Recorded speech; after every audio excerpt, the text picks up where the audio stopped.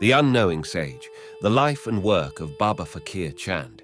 Dedication to Professor Bhagat Ram Kamal. I have had the unique privilege of knowing Professor Bhagat Ram Kamal since the summer of 1978, when we first met at Manavta Mandir, where Professor Kamal served as my personal liaison with Baba Faqir Chand. He was instrumental in publishing my first interview of Fakir, along with Professor Juergensmeyer's, back in 1978, under the title The Master Speaks to the Foreigners. Professor Kamal knows the life and teachings of Baba Faqir Chand better than anyone currently living, and has a unique insight into Fakir's radical and uncompromising philosophy. This work would not be possible without Professor Kamal's keen intelligence and guiding hand. Faqir Chand Library Series. Fakir Chand, 886 to 1981, was a remarkable Indian sage who spent over 75 years practicing an ancient meditation technique, popularly known today as Surat Shabd yoga, which attempts to induce a consciously controlled near-death experience. Mastery of this practice, according to adepts of the tradition, enables one to experience regions of light and sound beyond the normal waking state, providing glimpses into higher realms of consciousness. After the end of World War I, Fakir Chand was recognized by his own guru Shiv Brat Lal and others in the movement to be an advanced Shabd yoga mystic. According to Fakir's own account, he could almost daily leave his body at will and experience exalted states of awareness. Nevertheless, Fakir Chand was not satisfied with these attainments and sought for something higher and more permanent. Eventually, Fakir realized that no matter how subtle or blissful a meditation experience may be, it did not in and of itself constitutes the ultimate in spiritual realization. Rather, the ultimate truth was that no experience could capture or contain the transcendental mystery of being. In the highest stages of development, man does not develop a keen sense of omniscience, but a radical and irrevocable understanding of unknowingness. In sum, one realizes that he or she is nothing but a mere bubble in a sea of existence that is infinite in all directions. As such, the bubble simply surrenders its entire being to that power, which is, in truth, living it. Thus, Fakir Chand became quite outspoken about how gurus, masters, prophets, and mystics, posing as all-knowing beings, have deceived millions of followers by duping them into believing that they have omnipresence and omnipotence when, in fact, they have neither. What enlightened sages possess, rather, is access experientially to a higher spectrum of awareness, which, in turn, reveals not final or absolute truth, but a growing awareness of how truly mysterious life really is. As Shiv Dayal Singh, the founder of Radha Swami, poetically put it, "Wonder, wonder, wonder, wonder hath assumed a form." Coupled with Fakir's tacit realization of unknowingness, he also exposed for the first time in the Sant tradition how visions of religious personages are the products of one's own inner development. For instance, when one undergoes a near-death experience and beholds a Jesus or a Nanak or an angel in the middle of the light at the end of a long, dark tunnel, it is not the esteemed figure who is himself orchestrating the encounter. Rather, it is the neophyte who is projecting the sacred personage onto the light from her own biological and cultural history. The light may well indeed be a transcultural phenomenon, part and parcel of a higher order of awareness or merely a neurological event. But the interpretation of who resides in that light, is it Jesus? Is it Nanak? Is it my Uncle Joe? Is entirely a personal affair, shaded by the nuances of an individual's sojourn for tens of years on a planet we call Earth. Fakir is perhaps best known for his frank admissions of ignorance surrounding his miraculous appearances to disciples during times of need. He unilaterally confessed that he was never aware of appearing to his devotees. Nor did Fakir Chand claim that he had understood the secret of reality. As he said on many occasions, echoing the words of such greats as Lao Tzu, Socrates, and Nicholas of Cusa, How can I make any claims about attaining the ultimate? The truth is that I know nothing. Hence, Fakir Chand raised the slogan of Be Man, arguing that to become a human being endowed with discrimination and compassion is a great thing in itself. To be spiritual, Fakir would assert, necessitates that one become a true man or woman first. The Mount San Antonio Philosophy Group, while not advocating any one position in philosophy or religion, established the Fakir Chand Library series in honor of Vicha, clear thinking. As the late Sardar Bahadur Jagat Singh, a contemporary of Fakir's, once stated, clear thinking is 90% of spirituality. Future volumes in the series will include works in both science and religion that promote the Chandian spirit of honest and frank criticism. This volume, The Unknowing Sage, represents the first comprehensive study of Baba Faqir Chand's life and work in English. Note to the reader. On September 11, 1981, Baba Faqir Chand, the renowned master of Surat Shabd yoga, died. He was 95 years old. Although the public at large remained unaware of this event, there were a small number of sages, yogis, and mystics in India, Europe, and North America who realized that humanity had lost one of the great sages to appear in this century. Having known Baba Faqir Chand personally and being aware of his failing condition, I wrote to him in the summer of 1980 at his ashram in Hoshiarpur, near the Himalayan foothills, asking if he would write his life story before he left the world. To the joy of myself and other interested scholars and seekers, Fakir kindly accepted the request with the following blessing. You can do this work. I will help you with the experiences of my life. I heartily wish you success in your life in all aspects. My love and respect to you. Baba Faqir Chand subsequently dictated his autobiography in Urdu and had it translated for me into English. What Fakir has presented both in his life narrative and numerous spiritual treatises is without precedent in the Sant-Mat tradition. For not only has Fakir detailed his spiritual quest with disarming frankness, but he has also, in uncompromising terms, revealed the illusory nature behind many religious visions and miracles. Quite simply, his work is without parallel in the history of Nirguna Bhakti mysticism. Professor Bhagat Ram Kamal of Government College, Hamirpur, Himachal Pradesh, has done most of the translation work. My edited copy of the same was proofread and approved by Dr. K.L. Jowra, the administrator, at that time, 1980, of the Fakir Charitable Library Trust in Hoshiarpur, Punjab, India. I have kept my editing to a minimum so that the simple charm of Fakir's words would be kept intact. At times, this makes for some unusual neologisms, such as Fakir's use of Gurudom, which may make a personal recollection. I first learned of Baba Faqir Chand in the fall of 1977 when I was looking through the card catalogues at the UCLA Research Library for my genealogical work on the Radha Swami tradition.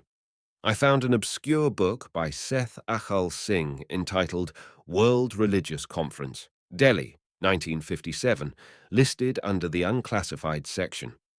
After tracing the book, I noticed it contained two striking pictures. The first was of Pratap Singh, the then current Satguru of the Namdhari Sikhs, and the second one was of Fakir Chand. I immediately surmised that this Fakir must be the same one mentioned in Agam Prasad Mathur's Radha Swami Faith, a historical study that I had read earlier. I subsequently wrote to the sage, wondering if he was still alive. The only address I had was Manavta Mandir, Hoshiarpur, North India. To my joyful surprise, in less than 4 weeks I received a letter from Fakir Chand, along with 3 books, including one entitled Light on the Anand Yog, written by his guru Shiv Brat Lal Varman. 7 months of continuous correspondence followed. Finally, I asked Fakir if I could visit him when I came to India in the summer of 1978 as a research assistant to Professor Mark Juergensmeyer. University of California, Berkeley, who had received a grant to study the Radha Swami tradition. My job included visiting the various Gadi Nashins, spiritual heads, in the different Sangats. Fakir kindly agreed to my request, cabling me to come direct from Delhi when I arrived in India. I still vividly remember my first trip to Hoshiarpur. I stood in the crowded Delhi train station, trying to figure out how I could secure passage on the train, when an Indian gentleman behind me asked me about my travel plans. I hesitated, thinking that he would know nothing about Fakir or the B-Man temple. I was wrong. When I mentioned the saint and my destination, his face lit up, and he said excitedly, "My grandmother is a great devotee of Fakirs. In fact, the Guru will attend my sister's wedding in a few days. I will cancel my earlier train ride so I can go with you and guide your way." He proceeded to buy my ticket and take me to lunch. He planned on meeting me the next day, but I never did meet the mysterious gentleman again, though he did tell me something about the interesting city of Hoshiarpur, which is in the foothills of the Himalayas. After an 8-hour train ride through the night to Hoshiarpur, I took a bicycle rickshaw from the train station to Manavta Mandir.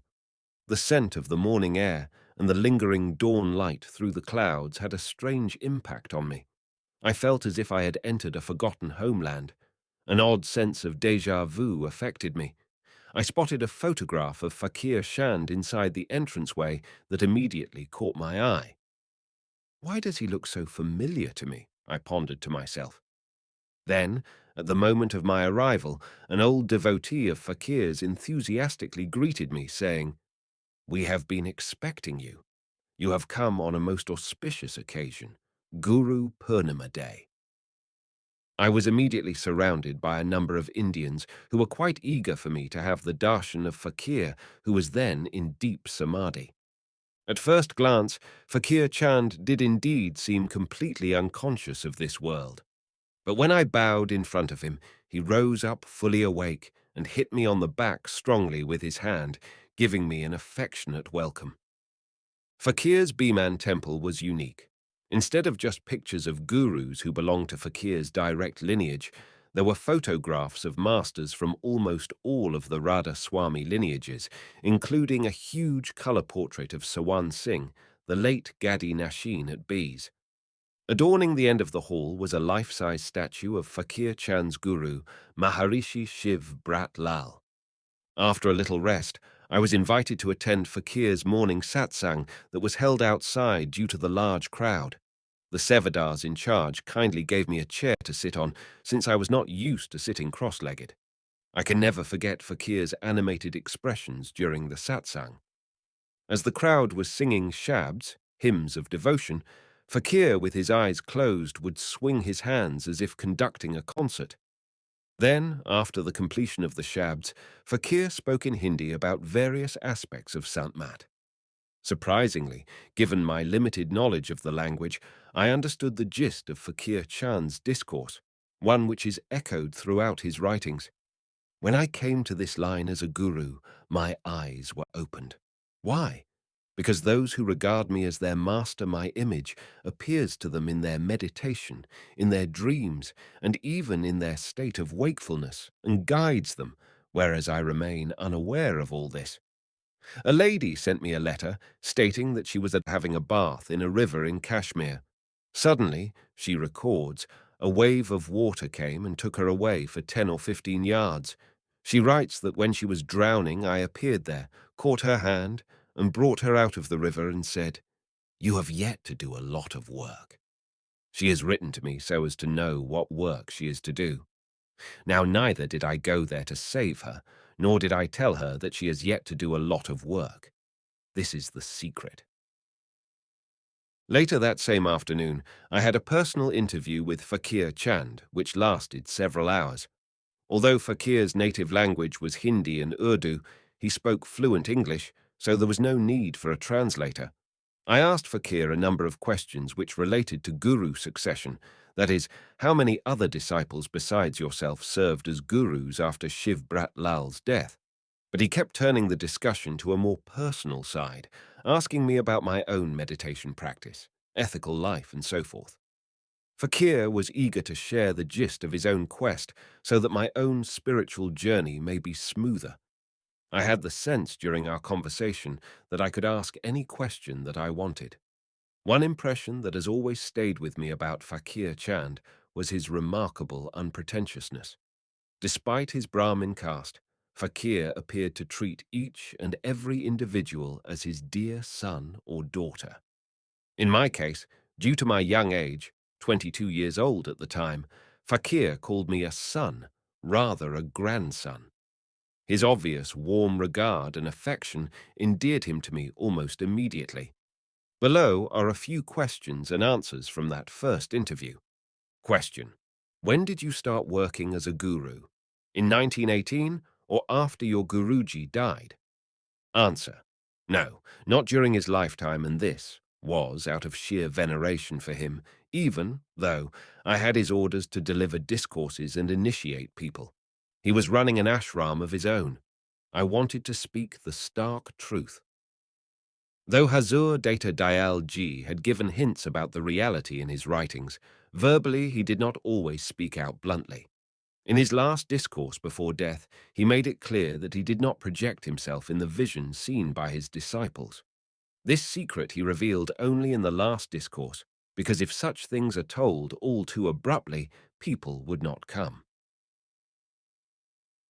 Question: was Nandu Singh commissioned by Shiv Brat Lal to do this work of satsang? Answer: yes, he too was commissioned by Hazur Data Dayal Ji, just as I was.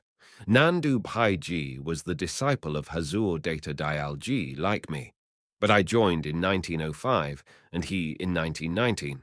Bhai Nandu Singh had his field of work in the Andhra Pradesh. Once I went to Nandu Singh's house.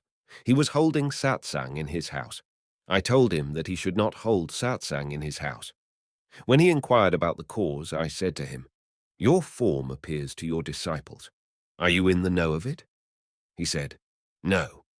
Then I told him that those people would bring offerings to him just because his form appeared to them in their abhyas. So the offerings that he would get, he would give to his children. Then there would be trouble to his children. After that, he did not hold meetings in his house. Question: is there anyone else commissioned by your spiritual father to do this work? Answer: I do not know.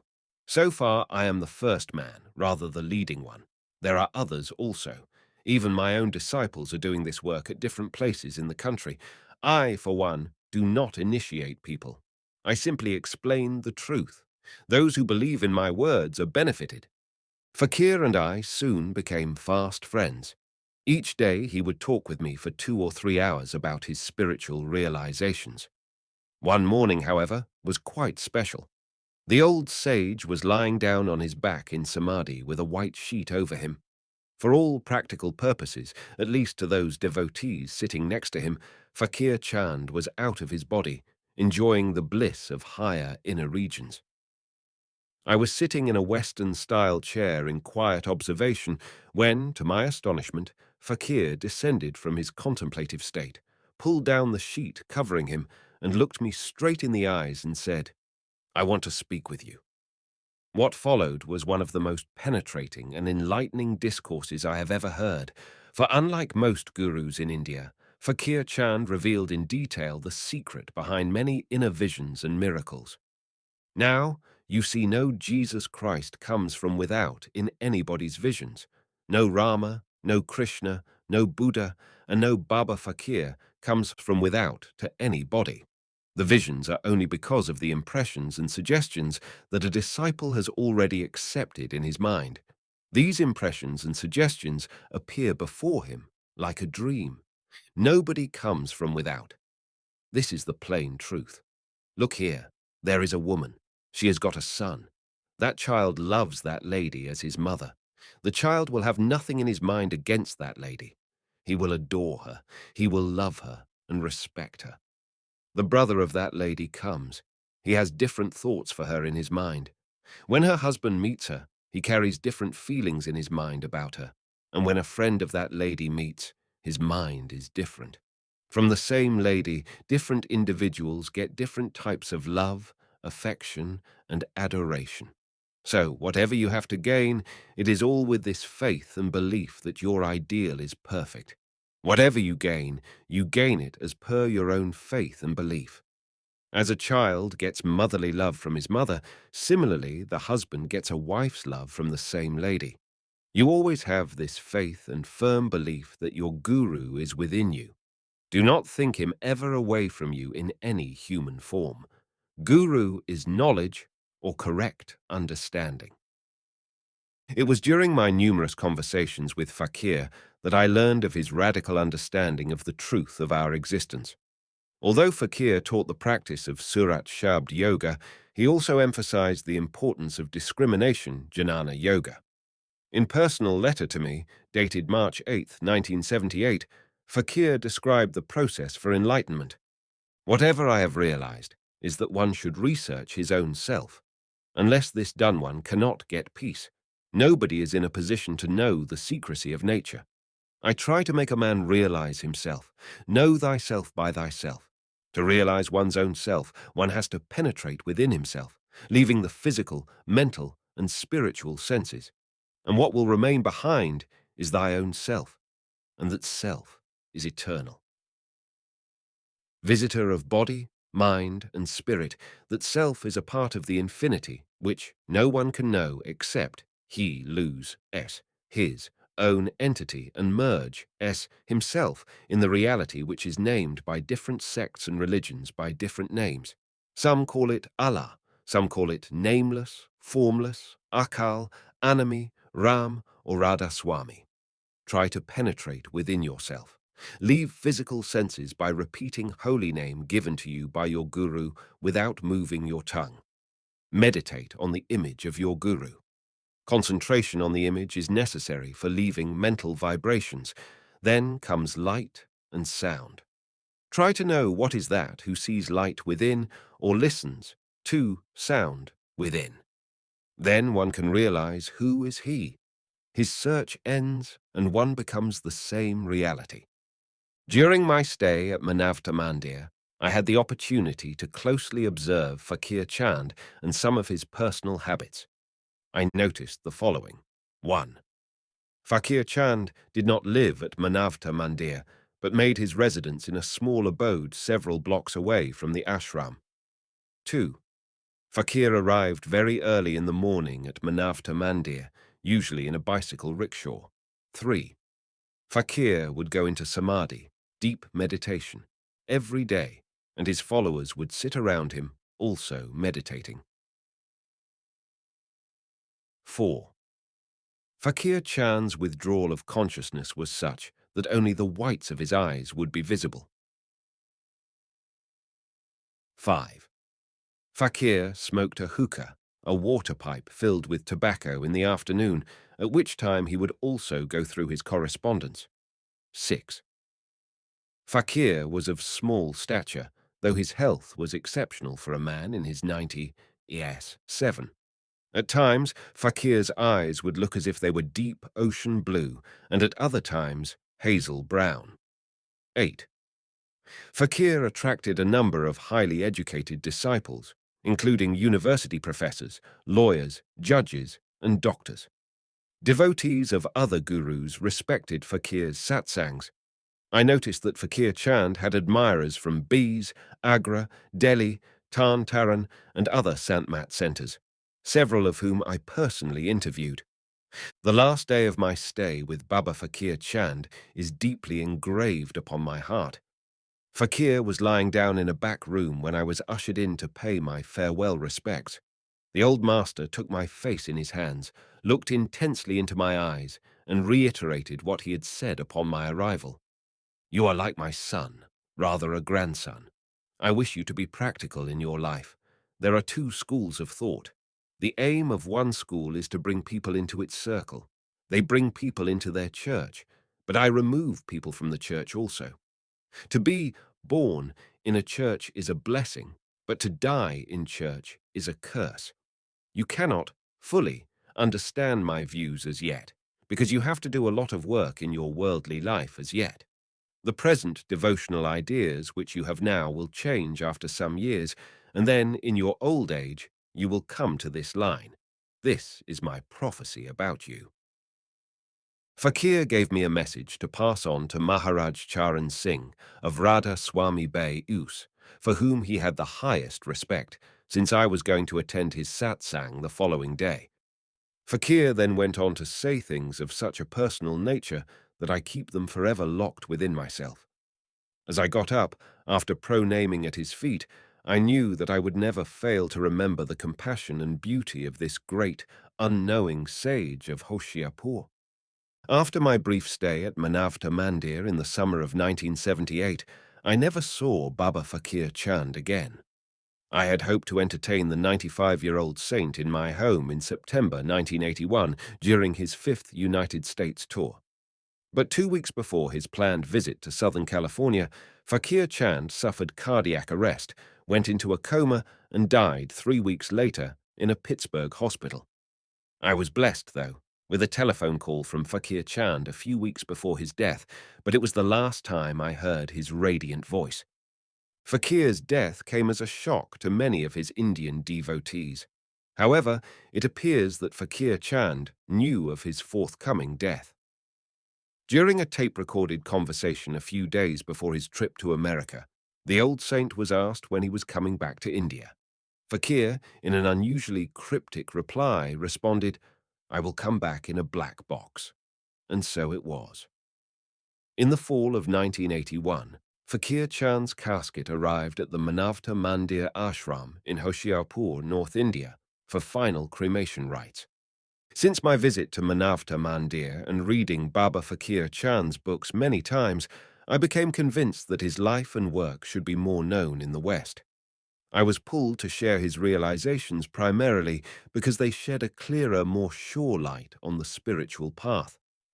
Devotees of each and every line of spiritual practice, from Surat Shabd Yoga to Advaita Vedanta, I felt could benefit from the keen, perceptive, and above all, frank insights of Fakir Chand. His wealth of experience in the realm of meditation, so honestly and painstakingly revealed, is of unique advantage for scholars interested in transpersonal psychology or consciousness studies. As I write these last sentences, I do so with the deep sadness that one of the greatest yogis of the 20th century is no longer physically with us. Perhaps the best tribute we can bestow on Fakir is to truly learn the message that he lived and preached for over 50 years. The malady, the ills, and the sadness human society suffers from are not because we do not remember God or do not go to the temple or mosque or church or to a gurdwara, but because man does not learn to be man in the correct sense. Therefore, my advice to all those who seek entrance into Sant Mat and want to transcend the inner stages of spirituality is, first of all, make sincere efforts to become a man in the real sense of the word, because a pure mind is the prerequisite for spiritual advancement. This is why I have named my ashram Manavta Mandir in Hoshiarpur. We can only be spiritual if we are true human beings first. Introduction to Unknowingness. Note: the following introductory essay was originally written in the 1980s and is an attempt to reconcile Fakir Chand's unknowingness hypothesis with claims made by a select few gurus who claim to have knowledge of some bilocations. My own views on the subject have evolved over the years, and I find myself more and more convinced that Fakir's view is more universal in its import than I originally suspected. After meeting personally with Baba Faqir Chand, it became exceedingly apparent to myself and Professor Mark Juergensmeyer, who visited Manavta Mandir in late August of 1978. See Juergensmeyer's book, Radha Swami Reality, Princeton University Press, 1991, that the old sage was something of an anomaly amongst Indian gurus. For although Fakir Chand had a rather large and devoted following, numbering in the thousands, he absolutely disclaimed himself of any miracles attributed to his spiritual work, saying quite frankly that they were products of either the devotee's previous karma or intense faith. Indeed, it was this very insight that led Fakir to his own enlightenment. When Fakir Chand began to initiate disciples into Surat Shabd Yoga at the request of his master Shiv Brat Lal, a most curious thing happened. His devotees began reporting that Fakir's radiant form appeared inside their meditations. Others related miracles that were caused by Fakir's prashad, blessed food, letters, or advice. However, all during this time, Fakir claims that he had absolutely no knowledge or awareness of his form appearing to distant provinces or performing miracles to the sick and dying.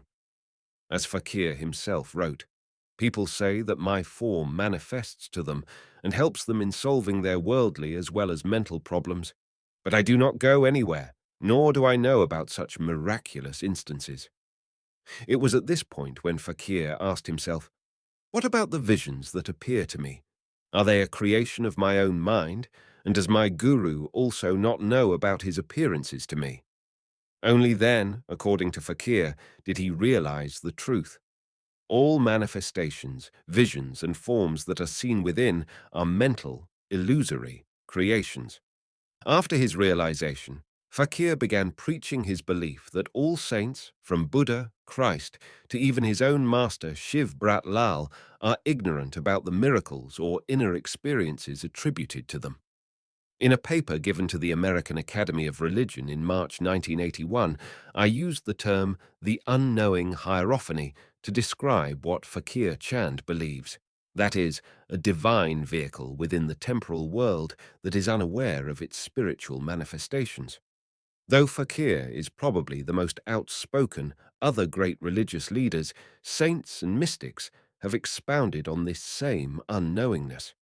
However, it is not seen by most, especially devotees, as an explanation of their subservience to the great mystery, but rather as a statement designed to exhibit the saint's humility or as a tacit attempt for concealing his real mission and purpose.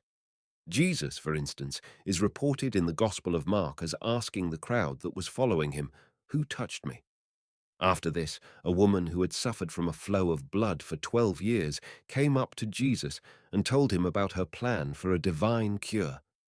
By a brief touch, a miracle happened, as she was cured from hemorrhaging. At this, Jesus said, "Daughter, your faith has made you well." The famed sage, Ramana Maharshi, when asked about Jesus' power to perform miracles, substantiates what Fakir Chand had taught for over 40 years. Was Jesus aware at the time that he was curing men of their diseases? He could not have been conscious of his powers. Such manifestations are as real as your own reality. In other words, when you identify yourself with the body as in Jagrat, you see gross objects. When in subtle body or in mental plane as in Svapna, you see objects equally subtle. In absence of identification as in Sushputi, you see nothing. The objects seen bear relation to the state of the seer. The same applies to visions of God. Along with this unknowingness, there is also the internal, ever-present supreme knowledge that saints and sages have described as the hallmark of enlightenment. Jesus said, "The Father and I are one." The Sufi martyr, Mansur al-Hallaj, shouted before his execution, "Ana al-Haq, I am the truth." Samad, the Jewish Indian saint, exclaimed, "I am King of Kings." And Meister Eckhart, in slightly different language, wrote, "The eye with which God sees me is the same eye which I perceive him." These quotations illustrate that mysticism is concerned with spiritual knowledge, the relationship of the soul with God, and not with any secondary psychic abilities which may arise as a result of intense spiritual discipline. However, this kind of knowledge cannot be equated with logical, objective learning. The former is the realization of one's eternal nature, a transcendental experience of oneness.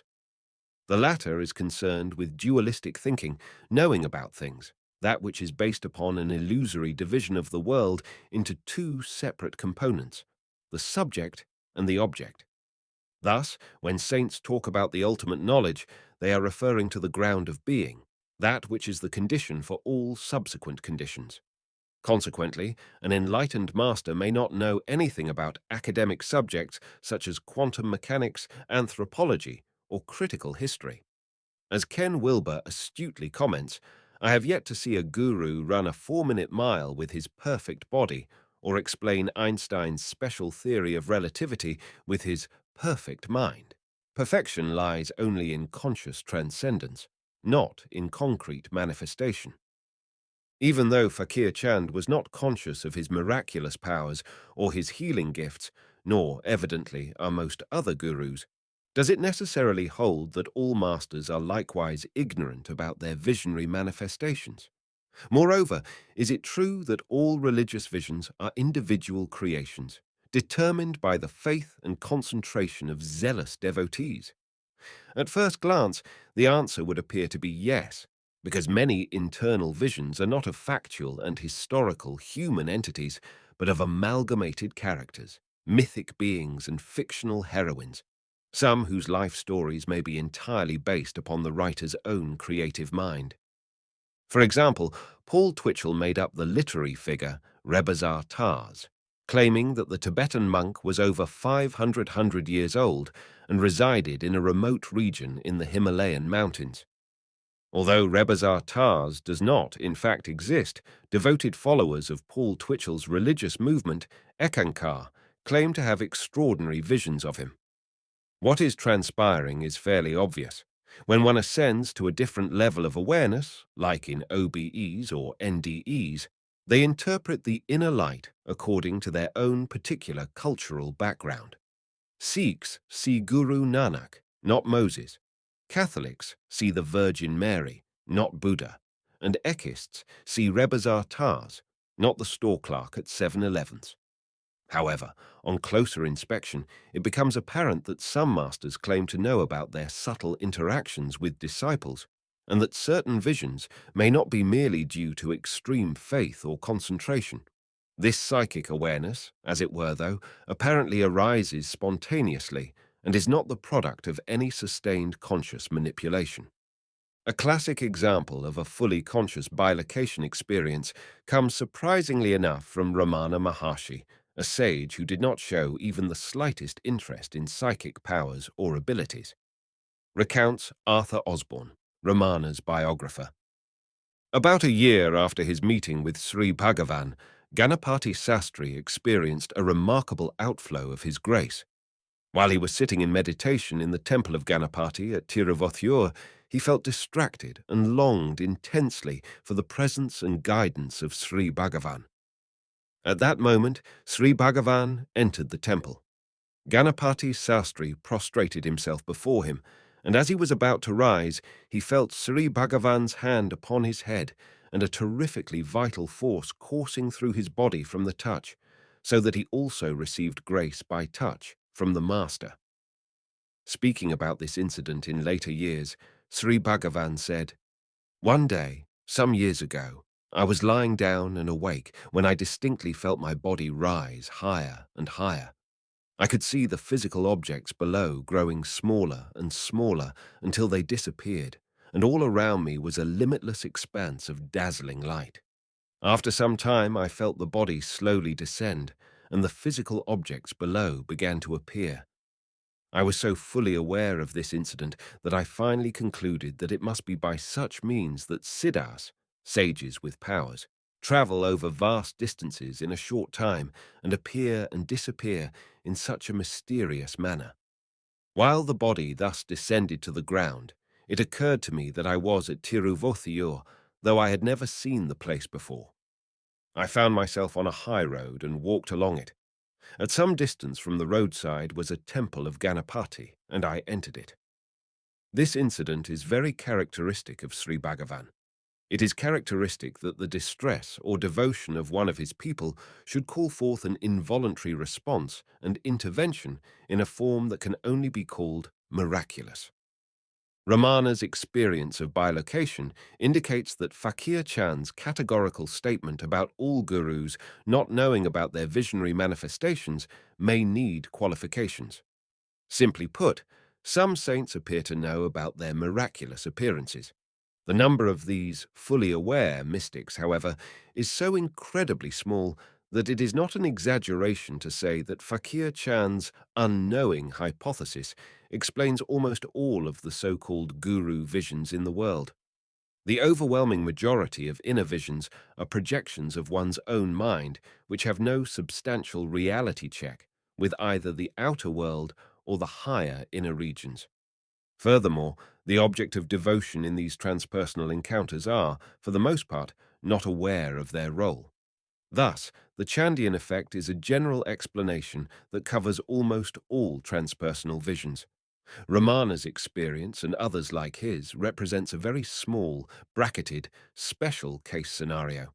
As such, it warrants further inspection, but should not be misconstrued as a general reference point with which to adjudicate transmundane happenings.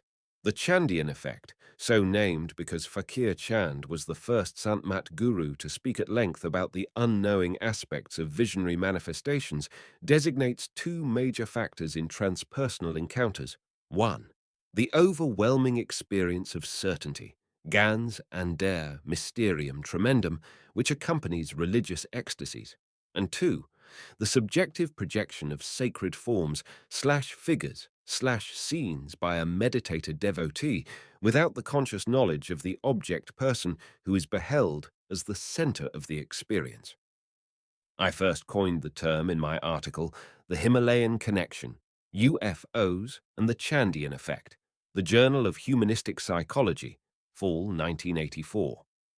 Concerning these special cases, Sawan Singh, a deeply admired master in the Surat Shabd yoga tradition, 1858 to 1948, for whom both Fakir Chand and his teacher Shiv Brat Lal had tremendous regard, wrote that the outward guru can and does know about the inner condition of his disciples. This knowledge, Sawan Singh pointed out, is conveyed to the physical master via the inner Shabd, divine sound, though only in extreme cases where the outer master's attention is needed. Writes Sawan Singh to one of his disciples, "Now regarding your question about the inner master and that inner master guiding the disciple, first of all, what is the inner master? The real saint or perfect master is one with the Supreme Lord, having merged his being with the Supreme. Now, as the Supreme Lord has all power, so do the perfect masters. He can do as he pleases, and anywhere and always, so that he may better work with, protect, and instruct and guide his disciples. Every time he gives the initiation to anyone, he creates an astral image of himself in the disciple. And from then on, the master never leaves the disciple. The double, or other self, or image of the master is sometimes what we call the inner master. Now, if anything occurs in the life of the disciple that requires the personal attention of the master, here, in India, in the body, this inner master at once reports to the conscious master, in India, and the conscious master gives the thing his personal attention. The master sometimes calls these doubles of himself his agents. They do his work, taking care of all his disciples. They have the power to act without limit. They can do what the master wishes them to do, and they obey his orders. The human side of the master here, in India, may not know what is going on in the life of that person. It may be on the other side of the globe. He will not be aware of the details, but he can know them if he wishes.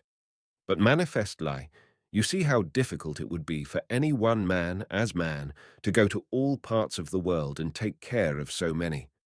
If the master had 1,000,000 disciples, he would have an astral double of himself in every one of them, and that agent of the master would look after the disciple at all times, reporting to the master here, in India, only in case of extreme emergency.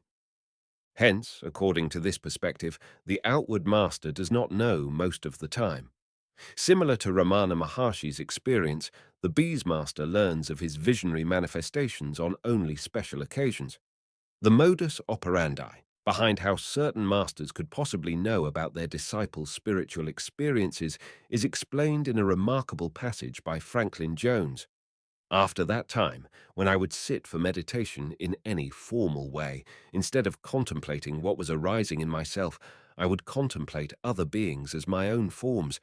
Instead of my own psychic forms arising, the psychic forms, minds, and limitations of others would arise. I was aware, visually and otherwise, of great numbers of people, and I would work with them very directly on a subtle level. In some cases, these people would soon contact me and become involved with me in a personal relationship. Others were people I already knew. I would work for them in the subtle way and then watch for signs and demonstrations in their outward lives of the reality of that manifestation. I tested everything in this manner. Charan Singh, the late head of the Radha Swami Satsang at Bay, US, for instance, chose disciples for initiation by simply looking at them. I have personally seen thousands of people file directly in front of Charan Singh, and in a matter of a few seconds, he turns his head to the left or to the right, indicating whether the seeker was accepted or rejected for Namdan. Namdan is a ceremony where the living Satguru gives the gift of Nam, or initiation, to chosen disciples. It includes precise details about how to meditate and withdraw one's consciousness from the physical body by means of a threefold method. Simran, repetition of holy name, S. Dhyan, contemplation of the inner light or the Guru's form within. And Bhajan, listening to the divine sound current. Needless to say, it is an awe-inspiring sight, and one which I confess is beyond my limited comprehension. During his Second World Tour in 1970, Maharaj Charan Singh was asked the following question: is the physical master aware of all the initiate's inner experiences? Charan Singh's answer demonstrates that the outer master does know about his visionary manifestations. Responded Charan Singh, "Our real master, as I just told you, is the Shabd and Nam. And when we are connected with that Shabd and Nam, that Shabd and Nam takes care of us. The physical master, of course, is aware of all that." My emphasis. But you see, it is Shabd and Nam, which is our real master, that takes care of everything. Another example of extraordinary manifestations which go beyond Fakir Chand's hypothesis of unknowingness comes from Baba Jaimal Singh, the first guru of the Beas Satsang and a personal disciple of the founder of Radha Swami, Shiv Dayal Singh. In the following excerpts, Jaimal Singh details a most remarkable physical bilocation of his guru. Recollects Babaji. Once, during Christmas, the army units were allowed 4 holidays. As I had no official duty assigned to me during that period, I felt that I could best spend it in meditation in my room. Accordingly, I told the cook that I should not be disturbed, that if I needed food, I would personally ask for it. Also, if anybody asked for me, he should be told that I was out. It so happened that soon thereafter my presence was required for writing some accounts. However, as my door was locked, everybody who came to call me went back disappointed. Meanwhile, the officer of the unit had demanded full account from the clerk, who really did not know what to do in my absence. Just when a thought crossed his mind that he should report my absence to the officer, he saw me and heard me say to him that he should take down the account. This the clerk did. Such accounts were rendered 3 times daily, and were thereafter sent to the officer concerned by the clerk immediately after he got them. This continued on all the 4 days during which I was engaged in meditation in my room. However, I knew nothing about it, for I would leave my room only at 4 o'clock in the morning and 10 o'clock at night, just to answer nature's call. When the holidays were over and I came out of my room, I was called in for accounts for the day previous only. I explained to the clerk that I had been confined to my room for the last 4 days and had not given any accounts at all for the entire period. The clerk then called the 2 persons who'd been present at the time the accounts were rendered. One of them even produced the paper from which I had actually dictated, saying that I could myself ascertain whether this was the account written by me in my own hand. When I examined this paper, I found it to be exactly what it should have been. I silently meditated upon Huzur Swami Ji's feet and bowed in gratitude for his unbounded grace in representing me during my absence and carrying out the job assigned to me for that period. In the same book, Jaimal Singh relates several other extraordinary bilocation experiences.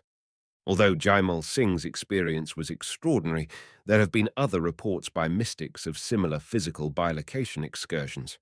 The important point to remember, though, is that such experiences are the exception, not the rule in mysticism. The value of Fakir Chand's revelations of ignorance is that most gurus, I am tempted to say all, in India and elsewhere are in the same lot, but falsely parade their attainments to sincere, if gullible, disciples. Fakir's startling insights show that most religious visions are, in fact, products of one's own mind. When I use the term mind here, it should be equated with imagination. Naturally, all visions are of the mind in the strict sense of the term, but those manifestations which cannot be correlated by others, either in this world or the higher worlds, are, for the most part, merely vivid extensions of one's imagination. However, we should not take Fakir's confessions as precluding the possibility that certain rare saints do have access to knowledge far beyond our comprehension, and that being residents of those higher regions have the ability to directly transmit such information to their respective followers. If I may interject a personal note here, I must confess that I find myself more and more agreeing with Fakir Chand and his claims of unknowingness. As a seasoned observer of the guru scene, most of what I discover is petty human motivations. To be sure, there are gurus who have deeply impressed me with their compassion and humility, Sharon Singh being, at least for me, the most impressive. But I have yet to unearth an airtight empirical case for genuine psychic powers. There are always some uninspected loopholes that reveal that natural versus supernatural processes were involved. I realize that my skepticism will turn off a number of parapsychology buffs, but in light of Occam's razor, I see no overwhelming evidence to suggest that Fakir Chand's autobiographical admissions are not right on the mark. Moreover, we should keep in mind that Fakir Chand's use of the term ignorance has two meanings. First, Fakir uses the term in an absolute sense, equating ignorance, with a capital I, with God, thereby agreeing with many saints and mystics that the Lord is an unqualified mystery, as Shiv Dayal Singh put it. Wonder, wonder, wonder, wonder hath assumed a form. In this reference, there will most likely be little debate with Fakir Chand. However, Fakir also uses the term ignorance to describe his realization that gurus do not know about their visionary manifestations. As we have noted, there may be exceptions to this general rule, though they have yet to be empirically verified. The life of Baba Faqir Chand, in his own words. 1. I was born on November 18th, 1886, in a Brahmin family in the Hoshiarpur district of the Punjab. My late father, Pandit Mast Ram, was an employee of the Indian Railway Police. He being the only earning member of the family and his pay being very small, financial poverty ruled our household. Moreover, maybe due to the nature of his work and/or his monetary worries, my father's disposition was very strict. Tormented by the poverty at home and always fearful of my father's wrath, from the age of 7 years onward, I sought relief in the name of God.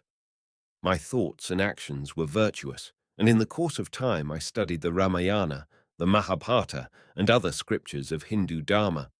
From these works I developed a love for the incarnations of Rama and Krishna and meditated upon their forms. 2. I studied up to the middle standard at Pind Dadandan in the Jhelum district, now in Pakistan, where my father was posted. However, due to lack of resources, my education could not go beyond the middle class. At the age of 18, I got employment as a signaller in the construction line of the Indian Railways. During off-duty hours, I learned telegraphy privately with the help of a signaller at the railway station. At this tender age, I came in contact with the contractors of the department. They were all meat-eaters, and their company turned me also into a non-vegetarian. Due to my association with these people, I took to other wrong ways as well. I ate meat for 6 months, drank rum on 3 occasions, gambled once and lost 1 rupee and a quarter, and also once visited a prostitute. 3. It was an extremely cold morning in 1905. The previous night, a terrible earthquake had shaken the whole Kangra district, causing a tremendous loss of life and property. My cousin, true to his daily routine, got up in the early morning hours, took his bath in ice-cold water, and said his prayers. After his devotional, he prepared the meals, and we sat down to eat it. At this very time, an employee of the railway station came in and placed a plate of meat before me. My cousin, who was a vegetarian, felt repelled by the foul smell of the dish. He put both of his hands on his mouth and nose, and out of hatred for the meat, threw 2 chapatis on my plate. He was shivering. I could not ignore the dramatic reaction of my relative. This gave rise to a discussion within me. I thought, he is my cousin. He is following the dictates of Hinduism and leading a pure life, whereas my actions are in the opposite direction. Why is this so? For half an hour, a mental conflict continued within me. Should I eat the meat or throw it away? Meat eating is a highly undesirable act for a Brahmin. Ultimately, I decided not to eat the meat and abstained from non-vegetarian foods for 6 months thereafter. All this time, I was full of repentance over my falls from the dictates of Hindu Dharma. Soon after my act with the prostitute, I realized my weakness for sex and wrote to my father requesting him to send my mother and my wife, I was married at 13, to live with me. 4. One day I was going for a walk. On the way, I happened to meet a jangly village headman. In the course of our conversation, we started to discuss the pros and cons of meat eating. He put his arguments in favor of meat eating so logically that I forgot about my previous repentance. Before leaving, the headman handed me a chicken. A Class IV employee beheaded the little creature and prepared it for cooking. I asked my wife to cook it. When my mother learned of this, she went inside the kitchen and bolted the door from inside. My wife knocked at the door of the kitchen so that she may cook the meal, but my mother would not open it. Then my elder brother and I pounded at the door requesting her to open it. Frightened because there was smoke coming out of the kitchen, I broke open the door with an axe. My mother came out. The suffocating smoke in the kitchen, anger and disappointment over my accepting the meat loomed large over my mother's face. Overpowered by affection, I embraced her and implored, "Why did you not open the door? Had you been suffocated to death, where could I have found you, dear mother?" My mother, out of sheer anger, pushed me away and fell down to the ground. I rose up, and under the prevailing affection of my heart, again embraced my mother and asked her why she was so angry with me. Then she said, "You have killed the baby of a mother. The mother hen must be wailing over the loss of her dear child. You have committed a terrible sin." At once, prompted by my conscience, I made a firm vow that in the future I would never commit such a sin. 5. For earning pardon for the 4 sins I had committed, I prayed to God in the form of Rama and Krishna. I prayed and wept very hard. I was helpless to do so. I wanted my mental slate clean, and it was not possible until my transgressions were eradicated. Perhaps my tears, shed so profusely, spoke of my conscientious desire to be purified. My peace of mind was disturbed. I felt restless most of the time. It was a moonlit night. I was praying to the Lord and weeping bitterly. There appeared before me an aged sadhu with a long grey beard and a tambura, guitar, in his hand.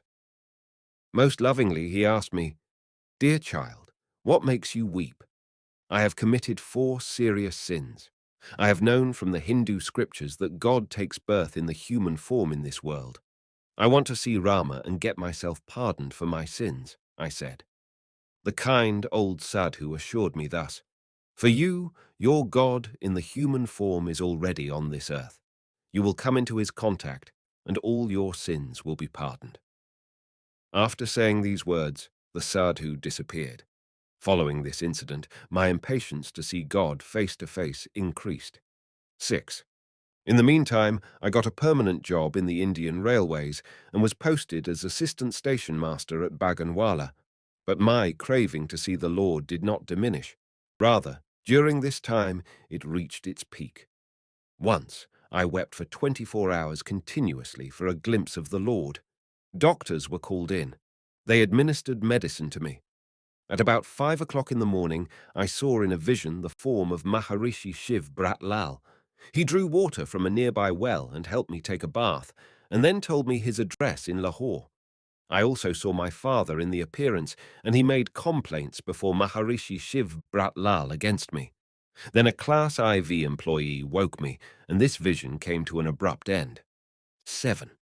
This experience convinced me that God had incarnated himself in the form of Maharishi Shiv Brat Lal. So I started to write one letter every week and send it to the address that appeared in my vision. Inside the letters, I always addressed Maharishi Ji as God. For 10 months, I regularly wrote to Shiv Brat Lal. After this period of nearly a year, I received a letter from Maharishi wherein he wrote, "Fakir, your letters I have been receiving regularly. I value your sentiments and your passion for the Lord. One, myself, have discovered reality, truth, and peace at the feet of Rai Saligram Ji of Radha Swami Mat. Provided you feel no reluctance in following this path, come and see me at Lahore." My craving to see God in the human form had reached its fulfillment. I had previously submitted an application for leave some time back. As per his will, the same day that I received a letter from Maharishi Shiv Brat Lal, a station master reached Baganwala and told me that he had come to relieve me. What a coincidence it was. I handed over the charge to him and left for Lahore the same day. 8. I reached the ashram of Hazar Data Diale, Maharishi Shiv Brat Lal, and prostrated my humble self at his holy feet. He gave me an exceptionally affectionate welcome and initiated me into Radha Swami Mat. His Holiness gave me a book and asked me to go through it. The work was Sabachan, written by Swamiji Maharaj, Shiv Dayal Singh, the founder of Radha Swami. I went through some pages of the book in the very presence of Hazar Data Dayal Ji. But I could not pursue it any further, though, because Swamiji Maharaj had most vehemently criticized almost every religion, including Vedanta, Sufism, Islam, Jainism, and Buddhism. He declared them all to be Kal and Maya. It was too much for me. I felt hurt, and tears rolled down my eyes. His Holiness noticed my reaction and inquired for the reason. I broke out, "Hazur, God is one. I have faded to understand the justification for condemning all other religions as incomplete.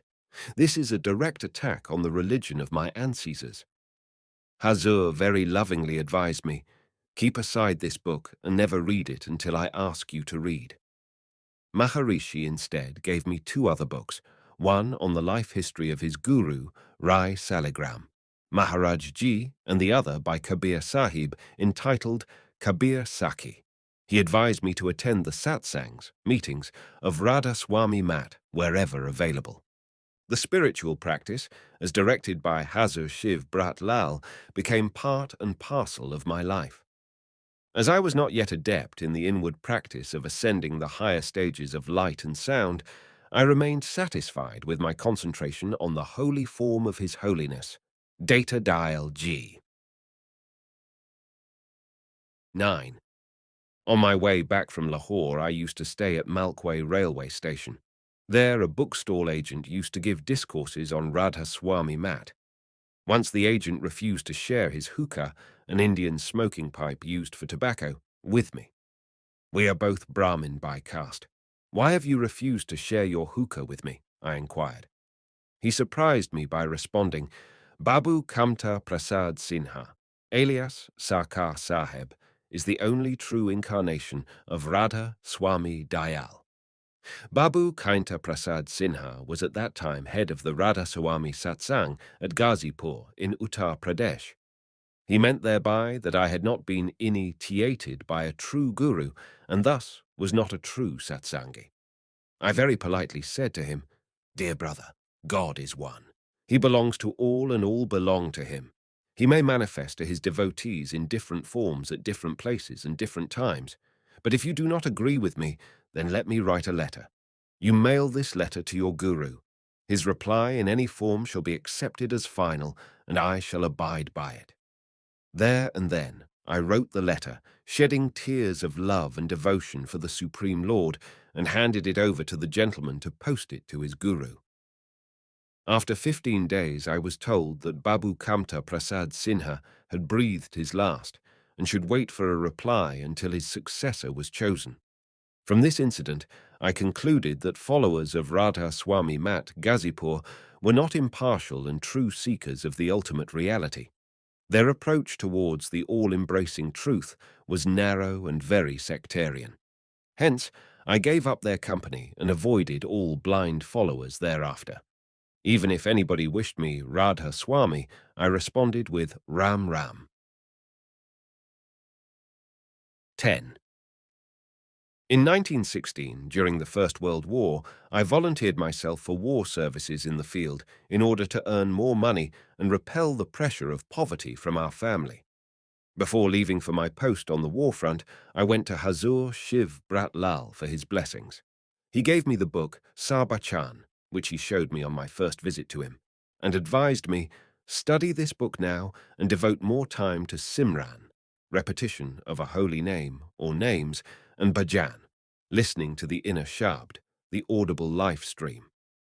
Thereafter, I left for Baghdad, where I was to be posted. During my stay in Baghdad, I threw myself wholeheartedly in spiritual sadhana. I gave as much time as possible to inward practice, meditation, and led a life of complete celibacy. These sincere efforts of mine with a desire to know the truth bore fruit, and in the course of time I ascended all the inner regions and experienced the lights and sounds at each stage on the inward path. These inner fruits of my meditation filled me with joy and ecstasy. But in spite of this achievement, I was not yet contented, because I wanted to realize the truth which had prompted Swamiji Maharaj to condemn all religions. 11. Towards the end of 1918, one was granted annual leave, and I went home to India. I went to His Holiness at Lahore to spend my maximum time in his company. During my stay with Hazur Shiv Brat Lal, I always troubled him with never-ending questions and queries. One day, I placed before Hazur the main agony of my heart in these words: My Lord, I have traversed many inner regions of Sant Mat. I have dwelt in the light within and have experienced Shabd, the sound current, in indescribable abundance. No doubt, these experiences have been a great source of joy for me. But still, I long to see myself and know the sublime goal of Radha Swami Mat. How and why does the goal of Radha Swami Mat differ from that of other religions? I yearn to experience the supremacy of the Radha Swami faith myself. His Holiness assured me that he would answer my question the next day. My anxiety increased, and I was very eagerly awaiting the next day. It was December 25th, 1918. Hazur Data Dayal. G called me in his room. I was already waiting for the moment. I went inside. Lo! His Holiness, with a strange blend of affection, placed in my hands 1 coconut, 5 coins, made a frontal mark on my forehead, and bowed himself to my feet, saying, Fakir, you are yourself the supreme master of your time. Start delivering spiritual discourses to the seekers and initiate them into the path of Sant Mat. In due course of time, your own satsangis will prove to be your true guru, and it is through your experiences with them that the desired secret of Sant Mat will be revealed to you. Touched by these words, I experienced both joy and sorrow within me. Hazur noted both expressions on my face and asked for clarification. I humbly said, Your Holiness, I am myself ignorant of the truth.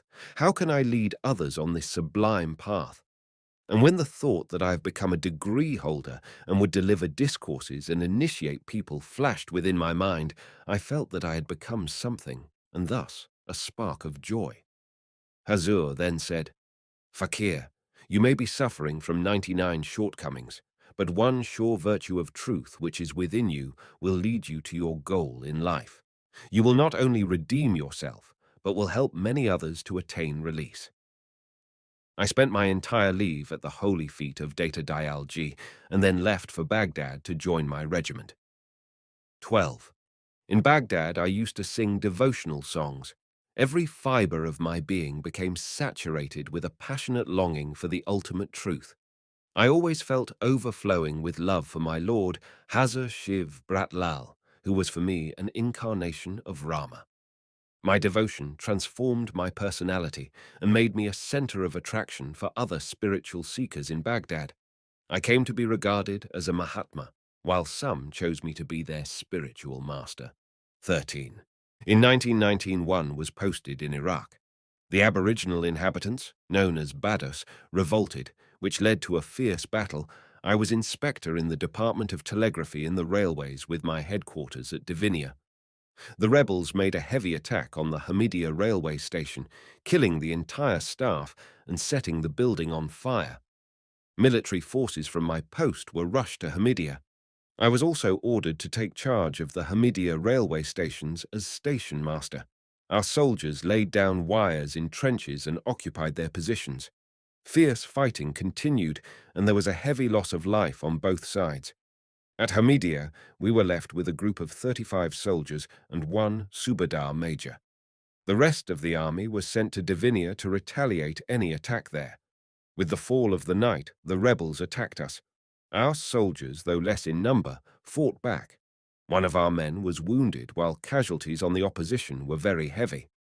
As the firing ceased for some time, the Subadar major came to me and asked that I convey to our headquarters at Divinia that we were short of ammunition, and if we had to face another such attack, our supplies would not last for more than an hour. If the ammunition supply failed to reach us before dawn, none of us would be alive. I wired the message to the headquarters accordingly. The situation was tense, and everybody was feeling as if the end had come. I too was shaken with the fear of death. In this very moment of fear, the holy form of Hazur Data Dial G appeared before me and said, "Fakir, worry not. The enemy has not come to attack, but to take away their dead. Let them do that. Don't waste your ammunition." I sent for the Subadar major and told him about the appearance of my guru and his directions concerning the enemy. The Subadar major followed the directions of my guru. The rebel Jawans came and carried away their dead without attacking our positions. By 6 o'clock in the morning, our airplanes came, and they dropped the necessary supplies. Our fears vanished. We gained courage. We were safe. 14. After about 3 months, the fighting came to an end, and the Jawans retired to their barracks. I returned to Baghdad, where there were many Satsangis. When they learned of my arrival, they all came together to see me. They made me sit on a raised platform, offered flowers, and worshipped me. It was all very unexpected and a surprising scene for me. I asked them, "Our Guru Maharaj is at Lahore. I am not your Guru. Why do you worship me?" They replied in unison, "On the battlefield we were in danger. Death lurked over our heads. You appeared before us in those moments of danger and gave us direction for our safety. We followed your instructions and thus were saved." I was wonder-struck by this surprising explanation of theirs. I had no knowledge of their trouble. I, myself, being in danger during those days of combat, had not even remembered them. This incident caused me to question within myself, who appeared to them? Was it Faqir Chand? My faith was strengthened, and I concluded, whosoever remembers God in whatever form, in that very form he helped his devotee. This gave a new turn to my conception of the spiritual master. Henceforth I came to believe that the master is no separate entity. Rather, he is the disciple's real self and resides within. Happy with this conclusion, I came to India on annual leave in 1921. 15. With all my love and devotion, I reached Radha Swami Dham in order to worship my spiritual guru in person. I meekly presented at his feet one Singhasan, throne, a set of brocaded clothes, and a hookah made of silver, all of which cost thousands of rupees. I worshipped His Holiness in a mood of supreme gratitude and ecstasy. I stayed with Shiv Bratlalji for about 45 days. During this time, Hazar wrote down for me many poems in order to dispel my ignorance. At that time I did not understand them. "Thou be a fakir, be a fakir, be fakir, my brother. I may swim across with thy feet. O fakir blissful, I am not a devotee of Rama, Krishna, no, not Brahm nor God. I have a madness for fakir's name. I accept it alone as supreme. Hazur wrote the proceedings simply to lift me up from my passive thoughts, because I used to consider myself as the greatest sinner. In another poem, he assigned me dime duties. Thou hast come in human form, wearing the garb of a fakir. Take with thee miserable men, and lead them to the Guru's abode. Man, weak, helpless, and ignorant, is grieved by the continuing torture. By duty is to be compassionate. Impart to people the true name. O thou generous one! Since his command, it has become my mission in life to perform these three duties. 1. Your name is Fakir. Be true to your name. Do not look at the faults of others. Instead, have pity upon the helpless, ignorant, and the weak. With your love and affection, help them out of this sphere of Kal and Maya, guiding them to their real home. 2. You have come blessed with a form which is really unique and wonderful. Your mission is welfare of the humanity. Remove the walls which divide mankind and tell the whole world how it can live a happy and peaceful life. 3. Liberate the deserving amongst them from the cycle of life and death. Be their guide and take them to the supreme state of nirvana. 16. In 1922, one went back to Baghdad. For about 17 years, up until 1939, one stayed away from delivering spiritual discourses. However, if any deserving individuals approached me for guidance, I did initiate him and told him to concentrate on the holy form of Hazur Data Dayal. I stopped giving satsangs. Why? I thought that if I were to deliver spiritual discourses, I must say the truth, at least up to the point that I knew it. If I were to remain true to my conscience and rise up to the expectations of Shiv Brat Lalji, I had to reveal the secret about the manifestation of the Guru's form to his devotees in moments of physical, mental, and spiritual difficulties.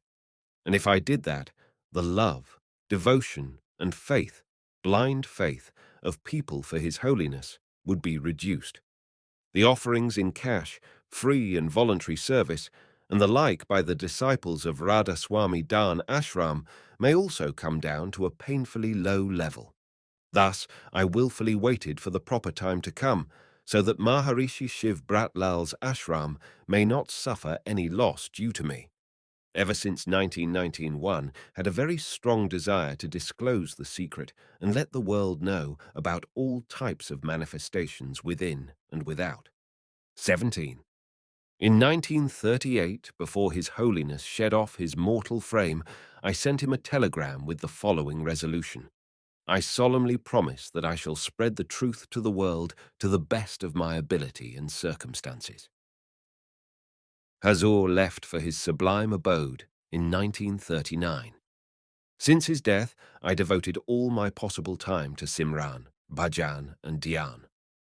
Thereafter, I wrote 2 books, both commentaries. One on Hidayat Nana, a chapter in Sabachan Radha Swami poetry written by Swaniji Maharaj, and a second on Baramasa. Shortly after the publication of these 2 books, I presented 2 copies of each to Baba Sawan Singh Ji Maharaj of Bees. Sawan Singh was the spiritual head of the Radha Swami Satsang Bay, use in the Punjab, and was a close friend of Maharishi Shiv Brat Lal. Baba Sawan Singh Ji wrote to me, I have gone through the books. You are a true Fakir. You are doing highly desirable service to the Radhaswami mat. But still, I remained undecided about what I should do, because I had a lurking fear in my mind that if I disclosed the truth in plain words, the narrow-minded, orthodox, and illiterate amongst the Satsangis would turn against me. Thus, in 1942, one got leave and went straight to Hazur Baba Sawan Singh Ji at Bees to explain my fears and difficulties in person. I had great reverence for Baba Sawan Singh Ji, and I identified him with my Guru Hazur Shiv Brat Lal Ji. With utmost reverence, I submitted to Baba A. Your Holiness, kindly relieve me from the duty assigned to me by my Guru Maharaj. Pray, take this burden off my conscience, so that I may get released from the sin of disobedience of my Guru. His Holiness Baba Sawan. Singh Ji placed his loving hand on my back and said, "You do your assigned duty fearlessly. I shall be at your back under all circumstances." Since then, I have been doing the work of Satsang and writing books on my personal experiences and observations. 18. By 1942, one had initiated about 22 disciples into the path of Saint Mat. Thereafter, I have not initiated anyone along the traditional method of initiation. Why? A lady formed Jabal, accompanied by her husband and 3 children, came to see me at Firozpur, where I had taken a service as UDC in defense after my retirement from the Indian Railways. She was a great devotee, and her spiritual practice was on the second center of meditation, that is, Trikuti, the causal region in the terminology of the saints, where she used to visualize my form in red light. As a result of this, she used to remain in a state of ecstasy. She said to me, "I want to devote more and more time to abhyas, spiritual practice, but my children take up most of my time, and I feel disturbed." Her husband was a telegraph inspector. He would leave home at 9 o'clock in the morning and return only at 8 o'clock that night. Thus, it was quite impossible for him to share her domestic responsibilities. The willpower of the lady had immensely increased due to her regular concentration at Trikuti. As such, her desire to get more time for her spiritual practice had to be fulfilled. This is the law of nature. So, there was no way out except one, that she should be relieved of her children by nature. Before leaving me, she bowed to me and I said, "Your wish will be fulfilled." When she left with her husband and children, I told my friend Pandit Wali Rain, who was sitting with me, that all the 3 children of this lady would die. My observations came true. Within a period of 9 months, all of the children died. I was shocked, and thus I stopped initiation, except to those who had a pure mind and a strong desire for self-purification.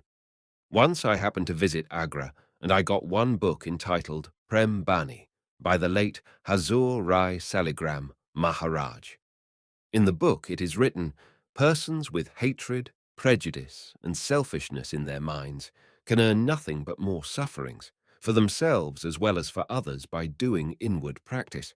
But one with shortcomings and faults, who cherishes a strong desire to get rid of his shortcomings and faults also, would surely be benefited by Simran, Dhyan, and Bhajan. The reason for this is that by daily practice of Simran and regular concentration, the wind power of a devotee becomes strong, and he becomes capable of overcoming his faults and weaknesses. Therefore, my advice to all who seek entrance into Sant Mat and want to transcend the inner stages of spirituality is, first of all, make sincere efforts to become a man in the real sense of the word, because a pure mind is the prerequisite of spiritual advancement. This is why I have named my ashram center Manavta Mandir, House of Man, in Hoshiarpur. We can only be spiritual if we are true humans first. 19. After my 12-year stay in Baghdad, I returned to India and went directly to His Holiness for darshan. During my stay in Baghdad, I had traversed many stages of Sant Mat, and thus I was extremely happy and enjoying peace within and without. When I appeared before my guru, he ordered me thus, "Fakir, since you have no male child, go home and beget one." I obeyed and reached my family. During my stay at home, I continued my abhyas and also enjoyed marital relations with my wife. I forgot the spirit of the advice of His Holiness, and instead of going to my wife with the sole aim of begetting a child, I started to enjoy sex for the sake of enjoyment. This excess of indulgence in sex shattered my long-earned joy and peace of mind. My digestion was upset, and I suffered heavily both physically and mentally. As a result, I gave up taking grains, potatoes, and rice for a long span of 35 years in order to regain my strength. 20. Once Hazar Data Dayal Ji sent 2 gentlemen to me. They wanted to understand spirituality. What is spirituality if not a happy life and a peaceful mind. At that time, I myself, being bereft of that wealth, expressed my helplessness to them and asked them to go away. They wrote to Hazur about their visit to me and about my reply to them. His Holiness wrote back to them, "He who draws a blank from Fakir can only hope for nothing from me." After receiving this letter from Hazur Data Dayal, they again came to see me. I read the letter, and my mind revolted against Guruism, but there was no way out. Tears rolled down my face, and I lost myself in prayers. In moments, I lost consciousness of the world. During this time of absorption, I heard a voice from within me say, "Lust and peace never stay together." I got the answer to my problem as well as theirs. Thereafter, I controlled myself for the next 28 years. I remained in the company of my wife, but sex had no place in our relations with each other, and in the course of time, I regained my lost joy and peace. 21. In the human body, semen is God in gross and visible form, mind is God in subtle form, and Surat is God in causal form. Those who do not know the art of moderate and controlled living all these stages can never attain peace. The seekers of spirituality must control their passion and protect their semen. Here, semen means the vital fluid, sexual energy, which is precious both to women and men. Many young men and women come me for blessings. Why? They have not known the importance of celibacy. They waste their vital energy before attaining the age of maturity, and thus they suffer from mental and physical ailments. To all young men and women, my advice is that they should lead their lives in celibacy. One should use his vital fluid only for begetting children and not for sexual pleasures. This is the lesson that I have derived from my lifelong experience, and it has become the cornerstone of my life. 22. I have lived a very hard and honest life. My pay used to be very meager in those days, and it was with great difficulty that I met my family's requirements. However, I did not adopt any unfair means to supplement my income. During off-duty hours, I used to work in a brick kiln near Miani railway stations. Shri Ranji Mal was the owner. He used to pay me 5 annas per 1,000 bricks from the kiln. Then, at the railway station, during my off-duty hours, I used to work as a coolie. For carrying one item from outside the platform, I used to charge 1 anna. I never had a feeling of inferiority in doing those odd jobs. Rather, my hard and honest earnings gave me inner strength and moral courage. 23. Throughout my life, I have never used any undesirable method to supplement my income. Not to talk of accepting bribes, while there were many chances, in any form. I never used the official stationery for my private use. My father was constable in the Indian Railway, and ever since I came to age, I stopped taking food at his place. Once, when my father was posted at Pindadan Khan railway station, he fell ill. I came to him after crossing the river Jhelum. My father asked me to have dinner with him. I made an excuse and said that I did not have an appetite. After spending some time with my father, I left and reached the bazaar. There I had my meals at a hotel. In the meantime, an old class fellow of mine came in the hotel and saw me eating there. He went to my father and casually told him that he saw me taking my meals in the hotel. My father felt very much annoyed, and he came to me the next morning to know the mason of my eating at a hotel and not with him. I said, "Father, you are in the Department of Police, and you accept bribes. Therefore, I did not take food with you." From a worldly point of view, this act of mine was not good. Perhaps I should not have done like this. It was nothing but my ego. But after this incident, my father never accepted any bribe for the rest of his life. 24. I was married at the age of 13. In the hills, the bridegroom is carried in a decorated palanquin. At the time of my marriage, I too was carried in a palanquin. When I was being carried, I felt a great pleasure and prayed to God, "May I be married again, so that I may enjoy this pleasure of the palanquin again." The result of my prayer was that my wife died after some time. My second marriage was arranged. I was again made to sit in the palanquin. Then the old scene of my first marriage flashed in my mind. I repented, and instead of enjoying the palanquin, I felt unhappy and sad. As you think, so you become. Your earnest desire is sure to be fulfilled. It may be good or bad. 25. I often ask parents that they should not beat their children, because I know the result of beating the innocent young ones. I was studying in the 5th class. I had my younger brother named Wazir Chand. He was very small, and I had to carry him when my mother was cooking or doing some household chores. Many a time I was beaten for him. Once I was carrying Wazir and playing with him. Suddenly my foot hit something, and I fell along with my brother. Wazir started weeping. My mother heard him and came running. She gave me 5 to 7 blows as if it was my fault. My mother again put Wazir Chand in my hands and directed me to keep him in a playful mood. I came outside with my brother in my arms. I still remember the place where I stood and prayed to God in these words, "Oh, God, I am beaten for this child. Either kill me or take him away." Within 3 months, my brother died. My teachings are based upon my practical life. I do not say anything which I have not experienced or realized myself. 26. I was posted at Sunam railway station. One day, while sitting on a chair, I went into a deep trance. After some time, when I came down to physical consciousness and opened my eyes, I found one handcuffed dacoit accompanied by a policeman sitting by my side. He was fanning me. I asked him, "Who are you?" He replied, "Maharaj, I am a dacoit." I said to him, "You are not a dacoit. You are a devotee." In a state of ecstasy, I told the policeman, "He is not a criminal. You please set him free." It was a very hot day in the summer. Barefooted and bareheaded, I left for SR's office, which was situated in the market. Shri Bhagwan Singh was superintendent of police. When he saw me in such a state, he came out of his office and inquired as to why I had come to his office on such a hot day, and that too barefooted and bareheaded.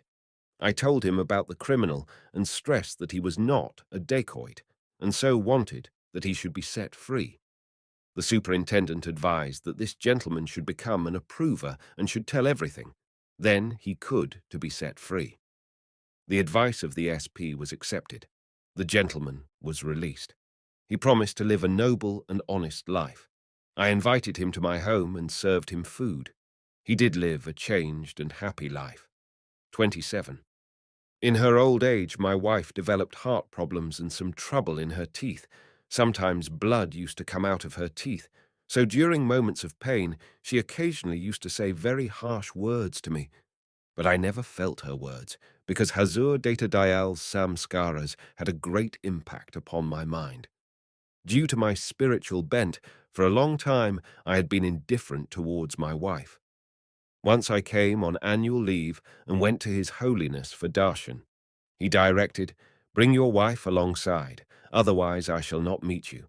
Obedience to Data Dayal has been my religion." I went home and returned along with my wife to His Holiness. His Holiness said, "I ask, who is she?" I replied, "Hazur, she is the daughter-in-law of Pandit Mast Ranji." His Holiness asked again. Then I said, "Hazur, she is the daughter of Sri Surjan Ram R." Data Dayal asked me for the 3rd time, Sikh. I said, "Hazur, I have not been able to understand." Then His Holiness most compassionately said to me, "She is my daughter. If you hurt her, you win hurt me." This samskara of Hazur Data Dayal. Ji guided me in my family life, and I lived very respectfully and peacefully with my wife. 28. Once I was coming to India from Baghdad on my annual leave. At Makina camp, I was waiting for the ship for my homeward journey. As there was yet some time for the arrival of the ship, I thought I would have some puffs of hookah, tobacco. So I went to the kitchen of some labourers to collect fire from their place. The workmen had left for their earnings after finishing their meals. A 4 anna coin was lying near the fireplace. I looked all around to confirm that nobody was seeing me, and picked up the 4 anna coin, collected the necessary fire for my hookah, and returned to my bed. When I reached my place, I thought, You receive 500 rupees per month. Why have you picked up this coin so stealthily? I repented upon my foolish act and gave away that coin to someone. It is very easy to preach and sermonize others, but most difficult to be practical in one's life. 29. I was in the prime of my youth when I went to Baghdad.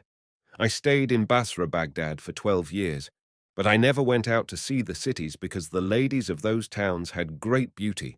Thus, I avoided any visits lest my mind may not drag me down.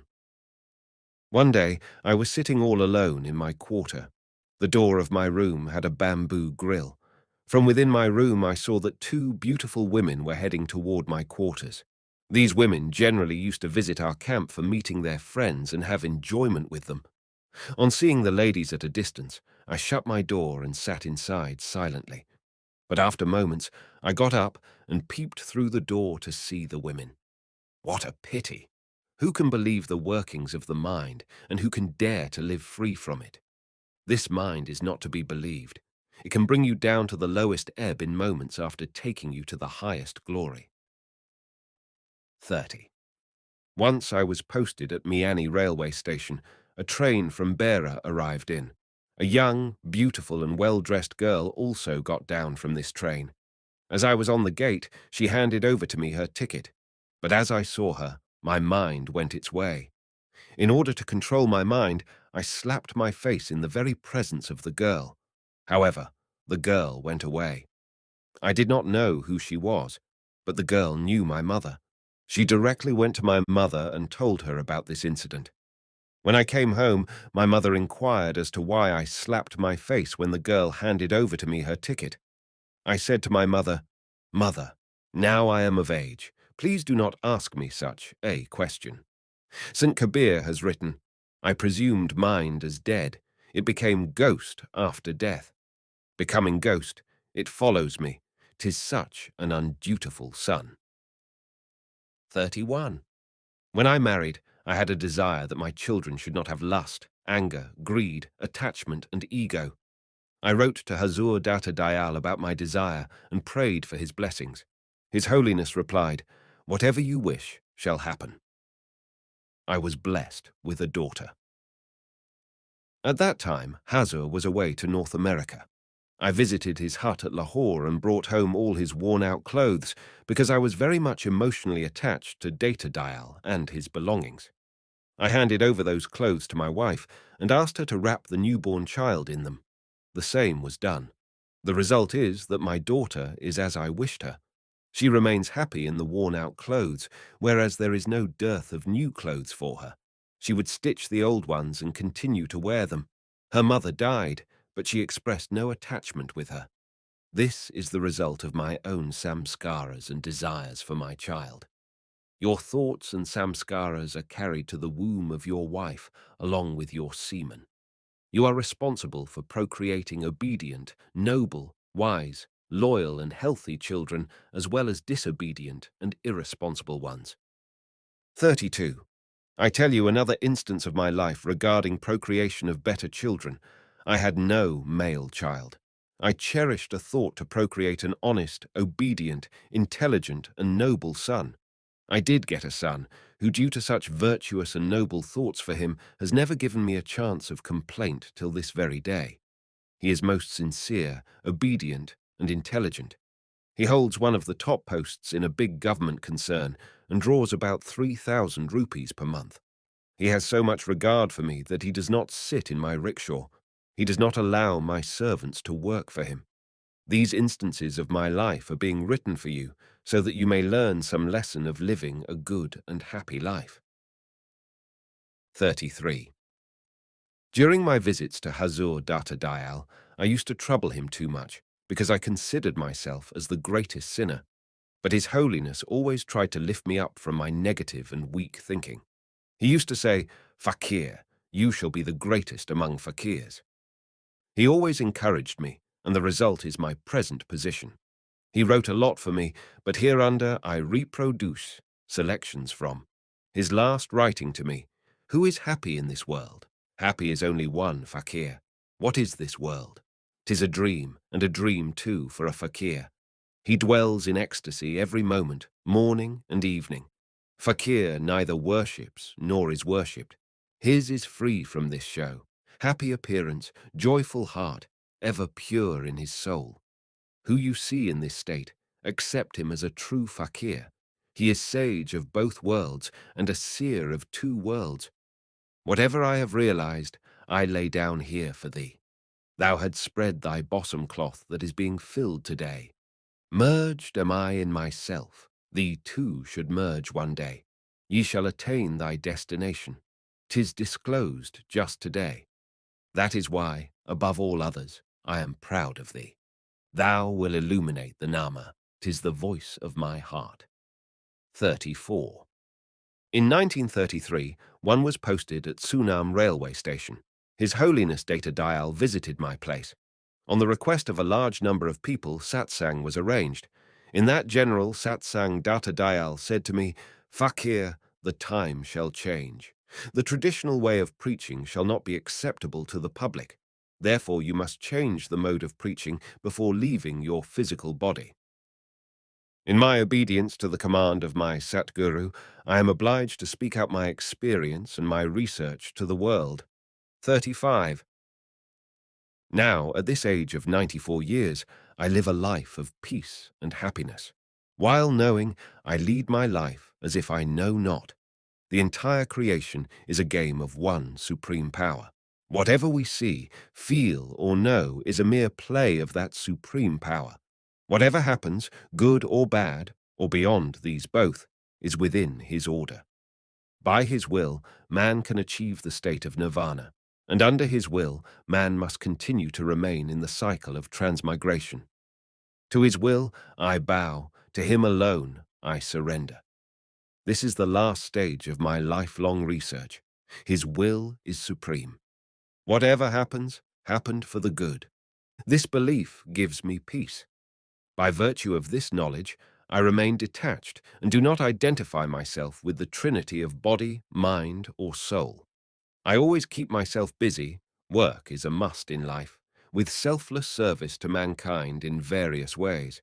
Inwardly, I remain conscious of myself and resigned, Sharon, to the Supreme Lord, beyond the regions of the gross, subtle, and causal. The teachings of Baba Faqir Chand, in his own words, the eternal mystery. I am not a guru, nor have I ever desired to become a guru. I did not want to do this work. I am bound to carry on this work as per orders of my guru, Hazur Data Dayalji. I make no personal gains from this work. I do not accept anything from the public for my personal use or for my family. This gentleman, Sri Ramji Das, offered me 500 rupees and some silver utensils to me yesterday. I said that I would not accept them, but I am to maintain his faith and love also. What I have done is to accept the offerings and give them in the marriage of a girl who is being married shortly. In lieu of it, I have paid 250 rupees from my pocket to the Manavta Mandir. I have nothing to do with utensils. But my child, one thing I would like to tell you. I do not proclaim that whatever I say is correct or final. Whatever I say is the conclusion of my experience of life. Nature is unfathomable. No one has known it. A small germ in a body cannot know the whole body. Similarly, a human being is like a small germ in a vast creation. How can he claim to have known the entire creation? Those who say that they have known are wrong. No one can describe or even know the entire creation. Up to a certain extent to which man's mind has access, one can say something, but nobody can tell about the entire universe. It is indescribable. Be man. Every individual on this planet is obliged to consider himself either a Hindu, Muslim, Sikh, or Christian, etc.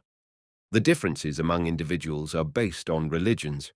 In addition to this, there are other innumerable groups and parties based on economic status, social customs, cultural ties, and different ideologies. As a result of these, there are many divisions in the society and country.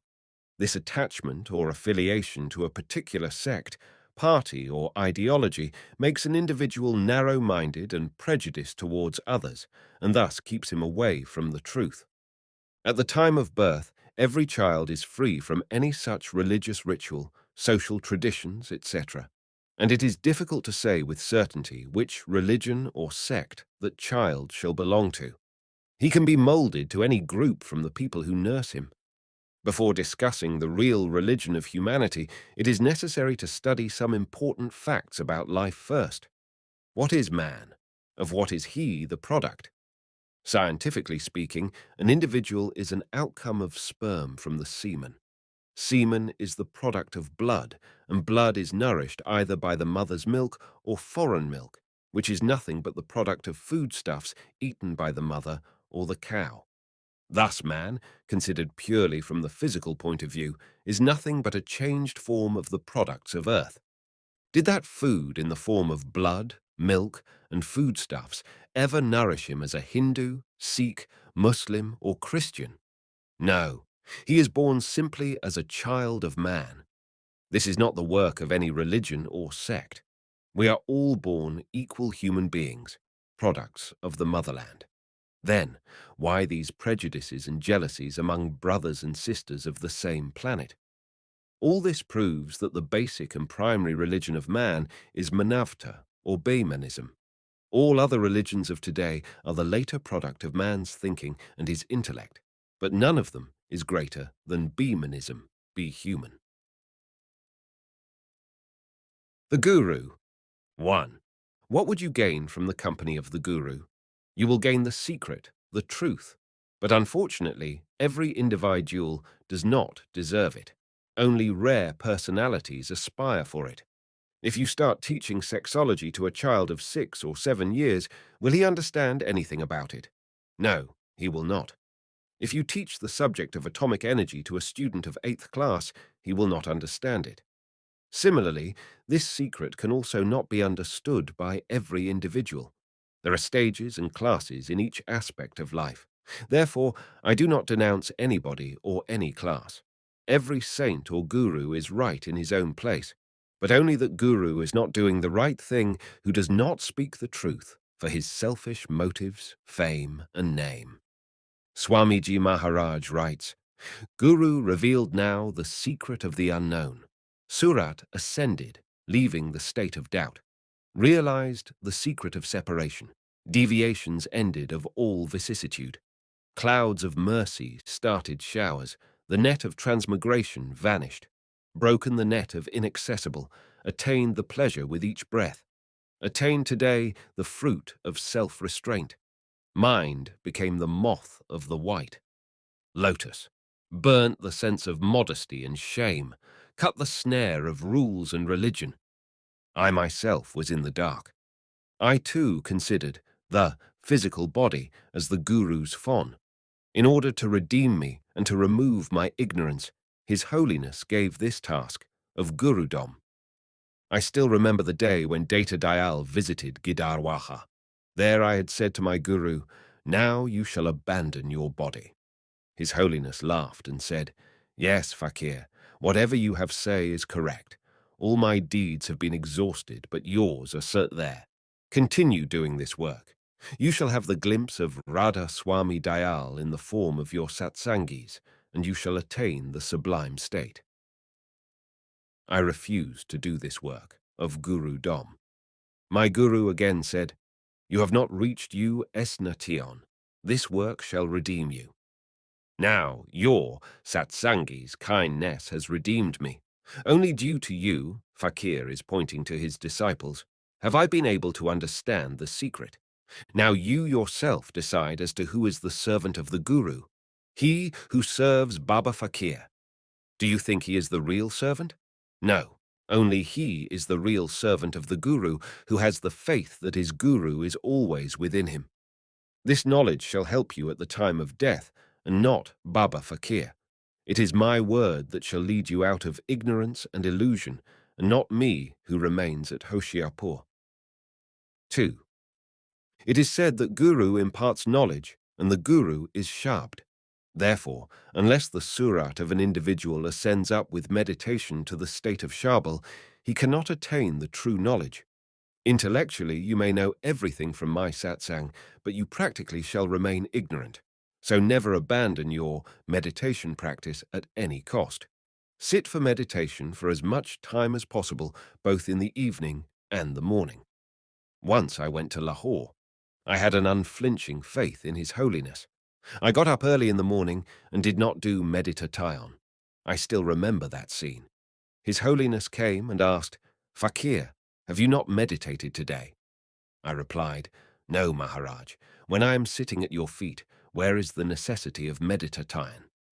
His Holiness laughed and said, "Practice daily. You shall realize the worth of this practice in your old age." Now I realize that whatever my guru said to me at that time is perfectly correct. So mind it. Never miss your daily practice. Sit for as much time as you can. What my guru, ultimately, realized I do not know. I speak only of what I've understood. My knowledge, jnana, is that whatever buds forth or manifests within is nothing but illusion. The suggestions and the impressions are not the reality. Until this fact is known, the weight of existence does not vanish. After knowing that all the inward thoughts, feelings, and manifestations are not a fact but a fancy, I do not get tempted by them. This is what I understand about true knowledge. So Kuba Nath, a devoted disciple of Fakir's, you came. I have given you the Satsang. Be happy. Whatever is within my control, and whatever I can do, I do. I do not perform miracles. You believe me as your guru. Therein is your redemption. His Holiness Data Dayal had once said, "Fakir, you have 99 vices, but one virtue, truth, honesty." The truth is, however, that thy own self is the real guru. I have spoken the truth to you. Now it is your sweet will to serve me or not to serve me. I have done my duty. I have not deceived anybody. I have not kept anybody in the dark. Radha Swami to all. The Self. 1. My disciples' experiences compelled me to dispel all mental visions and manifestations. I see the blissful light and listen to the eternal sound far beyond the state of thoughtlessness. I always try to find out and recognize that object who beholds the light and listens to the sound within. But I have not been able to recognize it so far. It does exist. You are different from light. You are different from sound.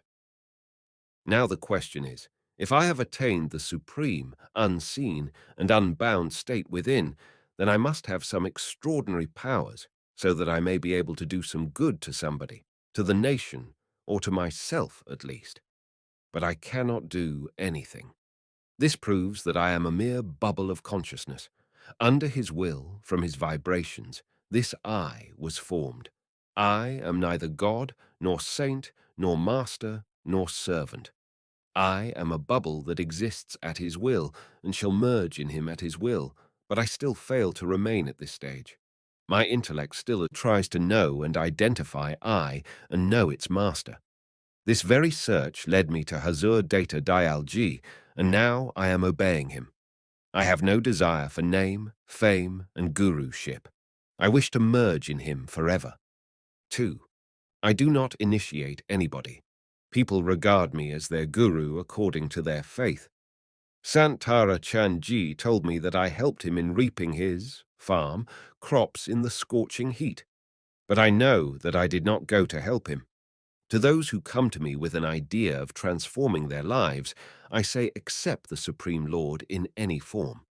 Develop this conviction that He is the supreme worship, none except Him alone. He who knocks at many doors gets nothing and remains restless. I do not plead to you to become followers of Radha Swami faith. Adhere to your own ideal according to your faith and remain attached to it till you are liberated from your elusive thoughts. I stand liberated from all religions. For me, truth always wins, means the Supreme is an element, and none has succeeded to know him. I am nothing, but still I am everything. I have been a son, brother, husband, and father, but I do not ensnare myself in this world of attachments. This is the essence of all the religions, but none tries to understand it. What is to happen must happen. Why make hue and cry? 3. Whosoever would undertake sadhana of the higher stages beyond mental regions, forms, colors, and creations shall see light within. Light exists and manifests in everybody, but its colors depend upon the nature of the individual. Some aspirants see red light within, others see green light, and still others see sun, moon, stars according to their nature. I know that I do not go anywhere. I am not aware of my manifestations, but satsangis tell me surprising incidents of my manifested forms. This experience helped me to see the supreme light within and attune myself to the eternal sound. I see this white light in small as well as in vast regions. This light that is within is soul. The object that sees the light within is something different. Man is constituent of body, gross matter, thought, mind, and soul, light. I have seen light of varied color within me. Many doubts used to lurk about the variety of these lights within. I have seen the sun, moon, and enormous stars within from time to time. What were they? It was soul in different forms at different stages. At lower stages of sadhana, when the soul comes in contact with subtle nature, it represents itself in different colors at different stages. For example, in the material cosmos, the sun rises as purple-red in the morning.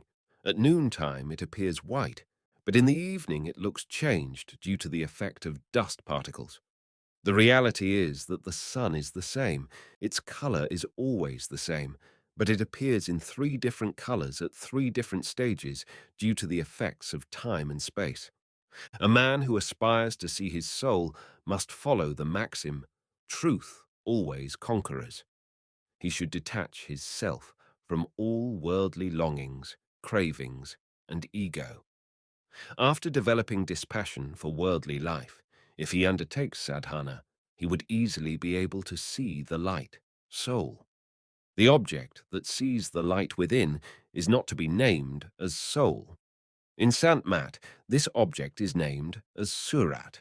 This object, Surat, is part of the Supreme Surat, superconsciousness, the Supreme Lord. 4. The object that dwells in light and sees the light within yearns for something else. I am constantly trying to find out what is it which aspires for a higher goal. This stage of something is known as Chautha Pad, fourth stage, the stage of Surat.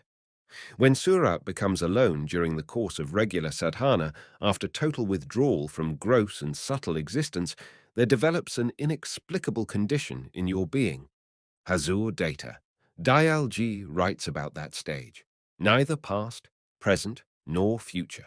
Lamp off. Light is gone. The gift of Nam. 1. I have been searching this mine of Nam's gems since long ago, and now I am 89 years old. What did I find? If Shabd is considered the Nam, lit, name, in this context it means the divine word or supreme logos, which is unbreakable sound, Dunyatmak Shabd, then I dare not say it. Why? Because even after listening to that unbreakable sound, when I come down to the physical level, I still see visions. Many a time I see good scenes and sometimes bad scenes in my dreams. This night I had a dream in which I saw running trains. An accident occurred. I carried my luggage. My father, whom I was afraid of, met me ahead. Then I met my mother. My first wife was also sitting there. I inquired from my wife, "What about your wounded leg? Is your leg now okay? Are you not my wife?"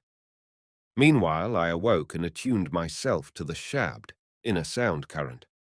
From such experiences, I came to understand that the mind of a man who undertakes the practice of Surat Shabd Yoga, union of the soul through the sound current with God, does not become impregnable to the old samskaras. Do the old samskaras not magnify themselves in one's dreams? They do. During the last years of his life, when his brother expired, Datta Dayal Ji wrote one of his dreams in a book. In that dream, Hazur had written that he inquired from his late brother, "Where do you live?" It proves that even the saints of the stature of Shiv Brat Lal, Param Sants, Mahatmas, and those who attune themselves to the unbreakable sound are not free from the influence of the old samskaras. They do bud forth in the subconscious mind of the great saints as well. All these deeds, thoughts, and feelings where selfish motives are involved shall positively have their reaction upon the individual concerned, either in the waking state or in sleep. Why do I say so? This is my experience. Ever since the establishment of Manavta Mandir, I have never dreamed about it. I have never seen Kuba Nath, Durga Das, Munshi Ram, Gopal Das, or any other satsangi in my dreams, though I meet thousands of them here and in my tours. Why? Because myself is neither attached to Mandir nor to any one of you. I have no selfish motive to achieve from the Mandir or through any of the satsangis. I have got good wishes for all of you and love for you. But I do not involve myself in this game. This mother, pointing to an old lady sitting in the satsang, looks after me, serves me, and adores me, but she has never appeared in my dreams. But why my father, mother, wife, and railway trains appear time and again in my dreams? Because myself was attached to them. Myself had developed love for them. Myself had owned them. The impressions of ownership entertained by me for many years do not stop magnifying even today after a lapse of many years. What is the solution, then, to remove these impressions and free yourself from the grief, peacelessness, and whims? If you are not free from them, you are not liberated. What is that naam which liberates you? Kabir writes that mind is the cause of bondage, and mind is the cause of liberation. If mind is all in all, then what does Naam do? Naam is the experience, the realization, and the knowledge which I have gained from your company. It is that I do not manifest anywhere. Whatever manifests within me or within you is not the reality. Manifestations are nothing but the impressions and suggestions that are ingrained upon our mind, and we have accepted them as reality. Until an individual is firmly convinced that these manifestations and visions are only the reflections of ingrained impressions, the individual cannot attain self-realization. This is the essence of my research of 90 years. Kuba Nath, you have come. I have love and good wishes for you. He came, indicating another man in the satsang. You serve me, and he too serves me. This morning I questioned myself, have you attained self-realization? People say that the unbreakable sound within is Nam, and generally this view is accepted. It is not so. This unbreakable sound is in fact a means to the ultimate. It is a means for the search. Why did I make a search for Nam? I became introverted in search of something. I visualized forms and worshipped Rama, Krishna, Bhagwan, and searched for the formless, Naguna, from within. During this quest, I used to enjoy the glimpses of different forms and different scenes. I used to talk to these forms as well. What was all this? It was all the search of the mind. It was a search to find and reach that real abode. I heard the tinkling of bells, blowing of the conch, saw light, and heard sound within. Whatever I visualized and heard within was all a search of the mind. After having this long quest within, I could attain Nam, and that too because of the experiences of my satsangis. Nam is nothing but the experience, the realization. 2. Those who attune the self to the sound and consider the sound as the ultimate do not have enlightenment. In fact, they too remain without the attainment of Nam. Why? I narrate to you an incident. What happens in dreams? I go to my bed, attune myself to the sound, and develop an attachment with the light within. But how long do I remain in that state? Ultimately, I fall asleep and enter the state of dreams. Sometimes I become conscious that I am seeing dreams, but sometimes I do not. In my dreams, I generally see trains, listen to the sound, and see the light. Occasionally my wife, father, mother, and rarely my son appear in my dreams. I see nothing more than them in my dreams.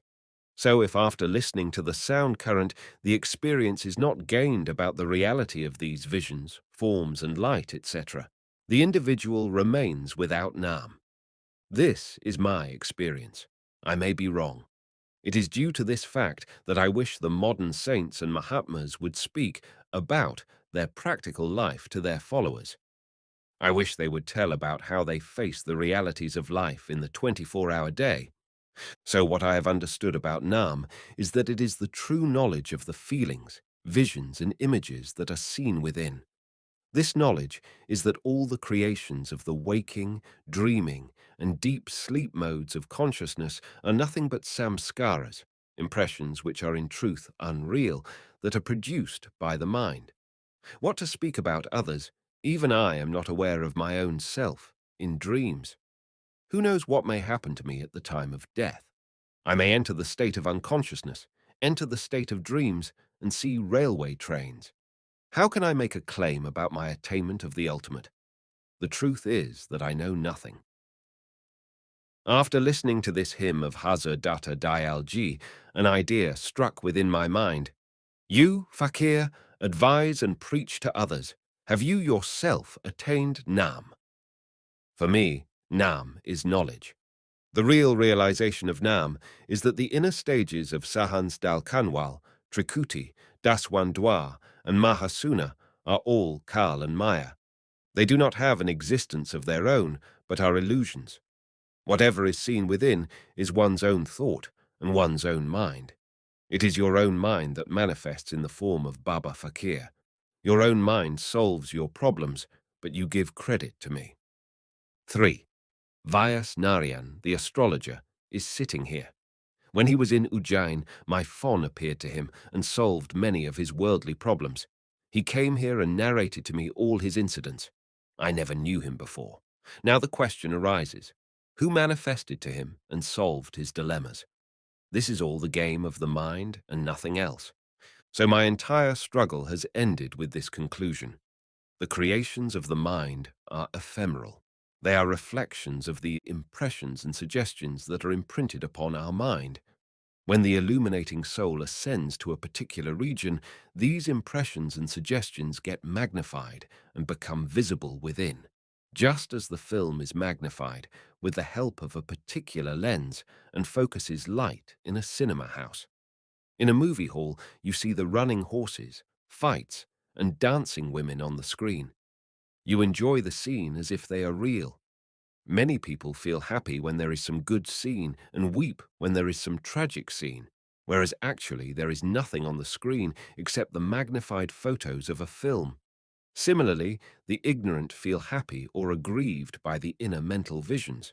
So Nam is the attainment of Gyan, Jnana, knowledge and equanimity. This state can be attained only by having a constant search within. Jivan Mukti, liberation while living. 1. O Dayal's mother, whom you see within and whom you love within is your own creation, your own child. You, yourself, create the image of Shiv Brat Lal in your center of Trikuti, while other devotees create ideals such as Krishna, Rama, or other gods at the same center and enjoy their vision. Man is basically ignorant about the reality. Mother Bhagyawati is not a lonely example. I too suffered many hardships due to this very ignorance. Hazar, in order to dispel the fog of Bhagyawati, addressed her as mother out of compassion, and for the removal of my ignorance, he deputed me for this duty of guruship to serve satsangis, so that I may realize the truth.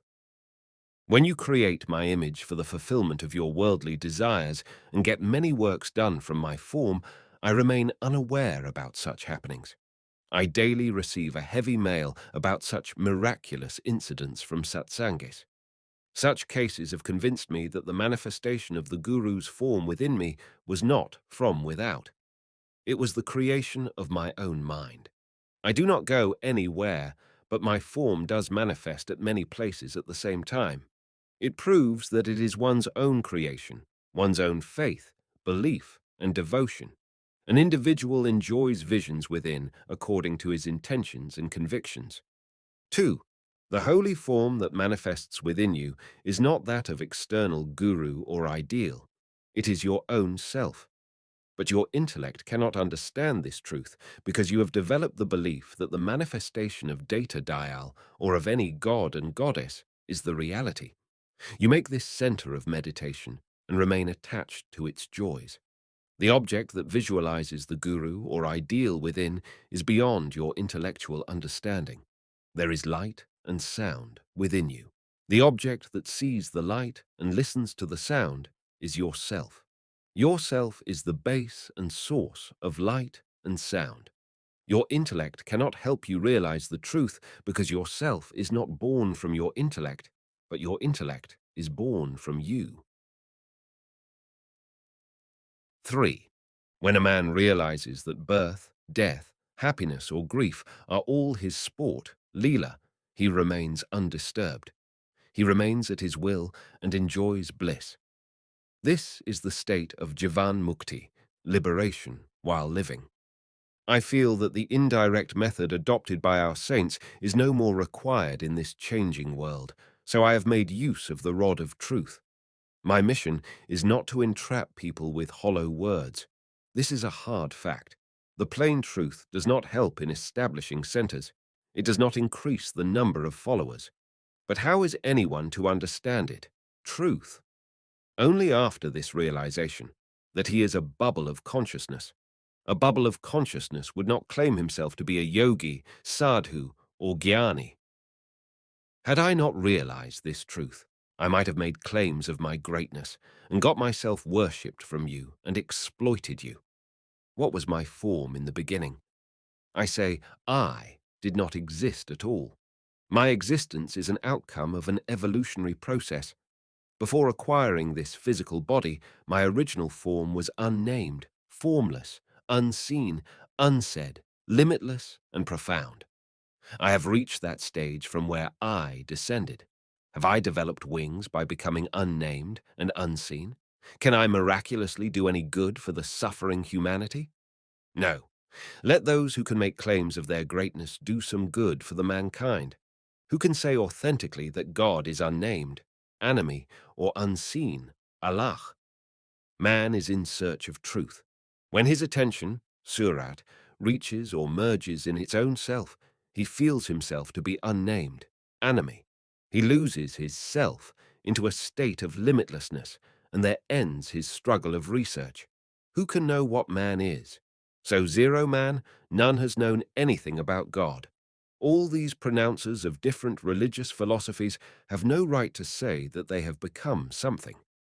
Where did the immortality of Paltu Sahib go when he was thrown in the boiling oil pan? My guru Data Dayal could not do anything against his, God's, will and save his ashram, Radha Swami Dham.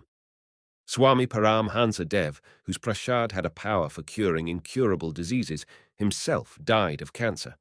St. Tulsi Das, writer of Rama Charit Manas, suffered untold hardships during his last 3 years. Awake, zero man, and understand what I say. None on this earth can avoid his will and neutralize the reactions of his deeds. You have been befooled and mercilessly looted by these so-called Mahatmas and saints. You have not been made to realize yourself. 4. The question arises that being the dweller of that supreme state, can I bring some miraculous change for the good of humanity? Nay, everything is pre-planned and predestined. I am not one to interfere or bring any change. At least 200 barren women, many among them had no menstruation, begot male children with my prashad, blessed food.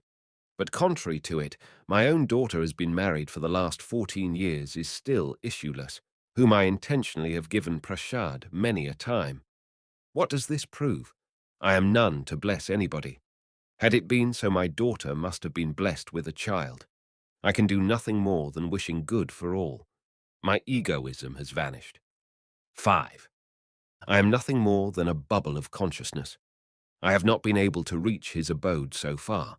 He is the supreme power, and his end is beyond my reach. It is possible that Swamiji, Data Dayalji, Muhammad, and other saints have reached his abode or have known him, but I have not.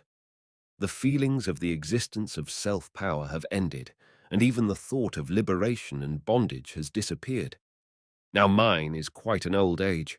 I am sure to leave this mortal world sooner or later. But where shall I go? I have understood that if I could remember him, the unnamed, the formlessness, and the profound, I shall merge in him, losing my own entity. But if I remained attached to the worldly cravings or this gurudom, then I cannot say what would be my end. Now I proceed to the immortal abode, breaking chains of all body, mind, and thought. Follow those who desire our path of hanging on the gallows. To reach that immortal abode, one has to dispel all worldly longing, thoughts, desires, and attachments. Now what is meant by hanging on the gallows in Saint Mat? When someone is punished to death by hanging a rope is put around his neck from the gallows. The wooden plank is removed from beneath his feet, and he is suspended in the air with only rope around his neck that throttles him to death. The accused gets no support whatsoever to his body except the rope of the gallows. Likewise, in Saint Mat, his abode is the gallows.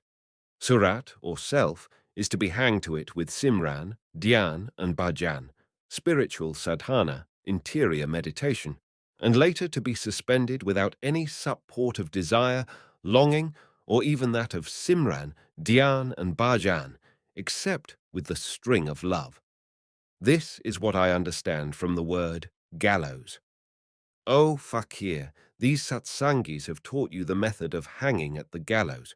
On one why this experience of the manifest attire of my fon at different places, of which I am never aware, has changed my life.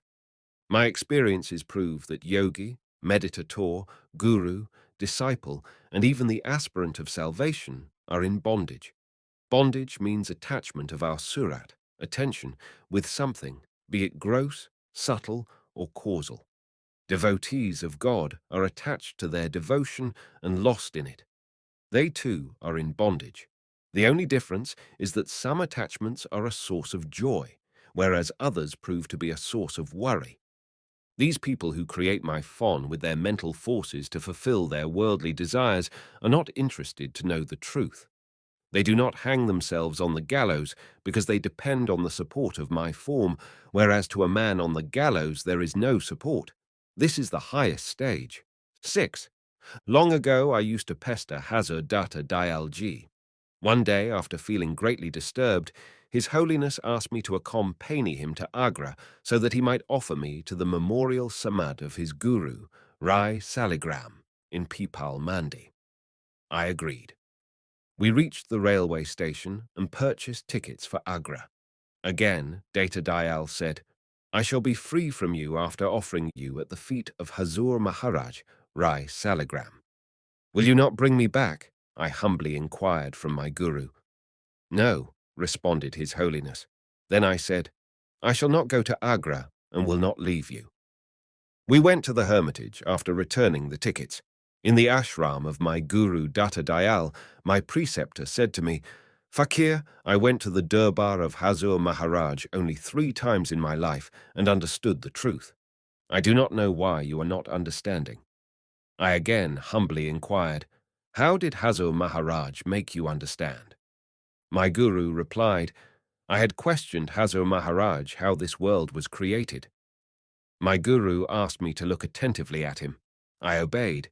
His Holiness opened his mouth and closed it and said, This is the Kreya Tayan. At the time of the narration of this incident by Datta Dayalji, I could not understand it, but today I understand. Lips open and closed, 'tis the secret of life. Now I understand that all the lower centers, or inner regions from Sahans Dal Kanwal to Banwa Gufa, are not the reality. It is all phantasmagorias. How did my delusion perish? First, this realization that I do not manifest anywhere removed the darkness of my mind.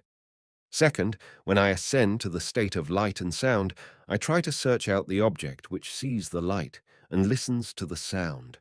But I fail to find its end. It is infinite. What did I understand?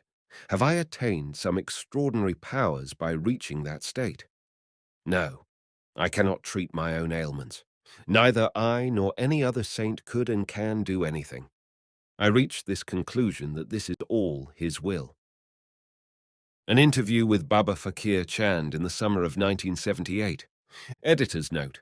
Professor Mark Juergensmeyer, who is a distinguished professor of sociology and religious studies, interviewed Fakir Chand in August of 1978 at Manavta Mandir. Professor Bhagat Ram Kamal of Government College, Hamirpur, Himachal Pradesh, transcribed the interview and published it under the title The Master Speaks to the Foreigners. The following edited version contains corrections and explanations which were not present in the original published interview. Mark Juergensmeyer. As I have come here, I would like to ask you something about your development in spiritual understanding. First, you were a disciple of Swami Shiv Brat Lal. Fakir Chand.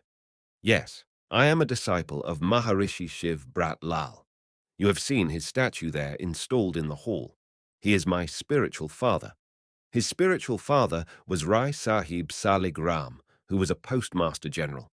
Rai Saligram Sahib was the disciple of Radha Swami Shiv Dayal Ji, but I have got liberal ideas. I was born in a Brahmin family. From the age of 7 years, there was a craving in me for something unknown, which I used to call Rama, Krishna, or God. Now I feel that the unknown thing which I wanted or searched for was peace, but at that time I used to worship Rama, Krishna, God, or goddesses. Mark Juergensmeyer. Where was this place? What place was this? Fakir Chand. It was at my village Banjal, then in district Hoshiarpur and Punjab state. I have been doing worship from my childhood according to the ideas given to me by my parents. When I was 16 years old, I joined service. I passed only my middle school examination. My father was a constable in the railway police. He could not give me higher education, so I joined communication service. There I met permanent way inspectors and contractors of all types. I was alone in the communication section. In the society of those inspectors and contractors, I took to wrong ways. I ate meat for 6 months, drank rum 3 times, once even gambled and lost 1 rupee and a quarter, and once I went to a prostitute. You understand what I'm telling you? In 1905, when the Kangra Valley was ruined by an earthquake, my thoughts changed. After going to the prostitute, I wrote to my father that I had done such and such wrong things, so please send my wife. I was married when I was only 13 years old. At that time, I was meditating on the image of Rama and Krishna, according to the Hindu philosophy. When I was at Baganwala railway station as assistant station master, Lord Krishna used to be with me, whether I was working or walking. Mark Juergensmeyer. Did you ever go to some Krishna temple? Fakir Chand. No, I used to pray to him within my own mind. I never went to any place. Once I was going and Lord Krishna was going ahead of me. There was some cow dung lying on the ground. That image of Lord Krishna asked me to eat that cow dung. I took a morsel of cow dung and ate it. When I reached home, I thought that in no religious book is it written that an image of Lord Krishna or Rama has ever directed any disciple to eat cow dung. So I thought that it was not the real Krishna who had asked me to eat the cow dung. Because I am a Hindu, and I had been given this idea that the Lord takes birth in the human form time to time, thus I started praying to him. I wept continuously for 24 hours, crying out to God that I wanted to see him in the form of a human being.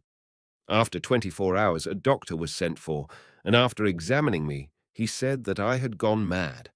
But that morning at 4 a.m., the image of my spiritual father, Shiv Brat Lal, appeared to me while I was asleep. It made me believe that he was the incarnation of Lord Rama. Then I wrote to him a letter every week regularly for 10 months. After 10 months, he wrote to me, Fakir, I am receiving your letters. I admire your aspirations. I have realized reality, truth, bliss, and peace in the fold of Radha Swami faith from Rai Saligram Sahib. Mark Juergensmeyer. Where was Maharishi Shiv Brat Lal at that time? Fakir Chand. He was at Lahore at that time, but now he is dead. There is only a samad, burial tomb of his. I went to him in Lahore, and he initiated me in the path of the Radha Swami faith. After about 10 years, I went abroad in the First Great War. I remained there alone, without my family, and I did a lot of sadhana, as is written in our religious books. I saw the light within and listened to the sound, as is written in the texts of the Radha Swami faith. But I could not get peace, though I had happiness. You understand me. I got happiness. I got bliss. I got inward pleasure, and I also got miraculous powers, but not peace. Then I used to worry my spiritual father, asking him to tell me about that thing, on the authority of which Swamiji and Kabir had condemned all religions. Because in the books of Radha Swami faith, and by Kabir, it is written that none except the saints have realized the reality. They have said that Rama and Krishna were the incarnations of universal mind and not of the real God. These saints have further claimed that Muslims have also not reached there, and the Christians too have not reached there. So I could not understand that religious philosophy. Once I come on annual leave from Iraq, I went to Hazur Data Dayal Ji Maharaj, my spiritual father, and troubled him a lot with my love. I followed him everywhere, like his shadow. At last he said, "See me tomorrow." Next day, when I went to him, he put 1 coconut and 5 coins in my lap and said, "I give you an order. Obey me. The real master shall meet you in the form of your disciples." That is what my spiritual father told me. Mark Juergensmeyer. What stages or regions did you reach within, according to the Radha Swami faith? Fakir Chand. There are different stages, different colors, and different sounds. I had seen all, but I was not satisfied with all this inward abhyas. So he gave me this work just to make me realize the reality. When I came to this line as a guru or as a master, my eyes were opened. Why? Because those who regard me as their guru and those who consider me as their master, my image, appears to them in their meditation, in their dreams, and even in a state of wakefulness, and guides them, whereas I remain unaware of all this. You understand me, what I am telling you? I want to be very frank with you. You have come for research. I am telling you my personal life. Daily I receive many letters. Some people write that I went there in an airplane to take dying man. Some say that I come on a horse, and others write that I come in a palanquin at the time of the death of a man, whereas I do not go anywhere. All what they see in meditation, in dreams, or in wakefulness, all proves to me that all what we see inside is nothing but subtle matter or illusion. I think you are following me. Mark Juergensmeyer. Yes, I follow. Fakir Chand. There is a student. He says that when he went to the examination hall for a science paper, he did not know that difficult paper. He prayed to me. I appeared there, sat under the desk, and dictated the answers to those difficult questions. The student got 98 marks out of 100. The truth is that I myself do not know science, nor did I go to his examination hall. About 5 days ago, a lady sent me 2 packs of apples and some other fruit, along with a letter that she was having her bath in a river in Kashmir. Suddenly, a wave of water came and took her away for 10 or 15 yards. She writes that when she was drowning, I appeared there, caught her hand, and brought her out of the river and said to her, "You have yet to do a lot of work." Now she writes to me in her letter to let her know as to what work she is to do. Now neither did I go there to save her, nor did I tell her that she has yet to do a lot of work. This is the secret which has been kept so guarded by all the religions, and even by the gurus of the Radhaswami faith. They have kept the public in dark. They have exploited us. They have robbed us. They have cheated us, and they have deceived us by saying that they go, whereas they do not go or manifest themselves to anybody. They have admitted this truth before me. My own spiritual brother, Bhai Nandu Singh, agreed with me. Now he is dead, and in his place, Sri Anand Rao is working in Andhra Pradesh. Sri Anand Rao has since died. So, from all these experiences, I have come to know that whatever we see in the form of our ideal depends on our own karmic perspective. If one's mind is pure, then the answer that one would get from the manifested ideal shall be true. But if one's mind is not pure, then the answer will be wrong, and there is every possibility that the ideal may put you on the wrong way of life if your mind is not pure. Now, at this age, I meditate on light and sound, and I try to find out who is seeing the light within and who is listening to the sound within. Sometimes, after 2 or 3 months when I go into deep meditation, myself stands separated from the light and sound. There I lose my own entity. I forget who am I. I know nothing about God, I know nothing about my guru, and I know nothing about my own self-ego. From all such experience, I have come to this conclusion that who am I? I am a bubble of supermost consciousness. That is what my realization is. This is what I have gained. Now what I feel is that there is one infinite, supermost element. From it, when it moves, sound and light come out, and from that light and sound, this creation takes place. Cosmic rays and many other types of rays come out of this light and sound, and all this gross matter is made. So it is the will of that supreme power. Everything is oozing out of it and is merging back in it. There is egoism in us, and it moves us to do this or to do that. There are 4 kinds of egoisms in us. 1. Egoism of physical form. 2. Egoism of mental form. 3. Egoism of light form. And 4. Egoism of sound form.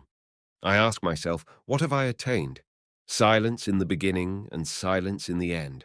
Whatever is happening, it is all his will. Every philosopher or saint who came and made inward search for realization wrote his experience. But their followers, in order to gain fame and name and to collect wealth, kept this a secret from the general public. Though to keep the secret was necessary in those days, it is not required now. Today, humanity has been divided into different sects and religions. Every day there are communal conflicts in the world. Hindus and Muslims are fighting, and Arabs and Jews are fighting. Therefore, after realizing the secret, I raised the slogan of Be Man. Why? My spiritual father had told me, before leaving your physical frame, change the teachings. So I have changed the teachings. No one on this earth, he may be Christ, he may be Radha Swami, he may be Kabir, or he may be anybody. None has the right to say that he has understood the reality in all respects. That power is bigger, bigger, bigger, bigger, and bigger. Our senses cannot reach there. This is what I have understood. So I pass my life helping others, serving the poor and preaching the truth. I have 3 free hospitals here. To the general public, I preach the art of living a happy life. You sleep and you enter the state of dream. In dream, you feel angry with one. You hit him in the dream. Your hand in that state of dream is moved. You are frightened in your dream, and you speak, and your tongue is moved. You create a woman in your dream and you enjoy sex with her. Your semen is discharged. These are the effects of the thoughts of your dreams, which are not in your control. It proves that the thoughts of your mind are capable to have effect upon your body. In the state of wakefulness, we hate others and we keep enmity with others. All that we do in our state of wakefulness, with our own will, it must have its effect upon us. I have proven to you that if involuntary thoughts can affect our body, why not voluntary thoughts should have their effect upon us? So what I myself practice, I advise others to adopt in their lives. Always be optimistic. Do not harm others for your personal benefit. Do not think ill of others. This is one thing which I preach. Secondly, if anybody wants that, he should not come to this earth again in any form or in any other life. For such people I have the exposed secret with me. Mark Juergensmeyer. What is that truth? Fakir Chand. When I am alone, I ask myself, what have you gained? I have gained nothing, and I have gained everything. I have got no desire to achieve now, because I have realized that I am a bubble of super-consciousness, that supreme power has created this universe. Thoughts we take from outside, and some bud out from within. Life is nothing but a dream. There is only one truth, which is always one and only one. After this realization, I have got peace. Due to my past karmas, I am still alive. I do not know how long that power shall keep me in this body. I have a lone desire that after my death, if I get anywhere, I may be able to tell the world what happens to me after death. This is my only desire. Mark Juergensmeyer. Where do you think you will go after death? Fakir Chand. So far as my realization is concerned, bubble will merge in the ocean. Light will merge in the light. But whatever I have thought and whatever I have said, that will remain in this universe. Because matter is never destroyed. Whatever I am talking now, it shall remain in this room. Mark Juergensmeyer. When you hear the purest sound and see the purest light, what color is that purest light? Fakir Chand. That light is white. There are different colors and kinds of lights within. As the sun shines in the morning, it looks red. In the evening, when it sets, we again see it red. It is due to clouds, dust, and other particles that are in the sky which make us see the sun as red. Otherwise, sun is not red. It is all white. Similarly, the red light of soul, Atma, is white. Because we have desires, they cover our souls, and according to the desires of the worldly things, the light is different. Mark Juergensmeyer. The purest light is white. Fakir Chand. I cannot say it was white, but I can say that it is more than white, as in a literal color. Mark Juergensmeyer. And the sound? Fakir Chand. Yes, sound. I used to listen to bells, thunders of cloud and vina, but now I listen only one sound, which is an unbreakable tune, about which I cannot say any word. It is what it is. But what does it give to me? It gives peace and bliss. Now, at this age of 92 years, I do not care for the sound and light too. Why? Because light is seen by me, self, and sound is heard by me, self. Then who is great, light or sound, or he who sees it and listens to it? Who is great? Light is great, or I, as transcendental self, am great. Sound is great, or I am great. The self of mine is the supermost element of consciousness in my body. If that is not there, then sound is of no value, and light is of no value to me. That is what I have realized. I do not know about myself, brother. What will be my end? You have come from America. Whatever I have realized, I have told you. Now, after having a long experience of my life, I feel that most of the past Mahatmas and the present gurus, by keeping the secret truth unrevealed, undisclosed, have been unfair to the public and have often exploited them. They have taken undue advantage of the ignorance of the people. They have built their own big buildings. They have made air-conditioned rooms for themselves.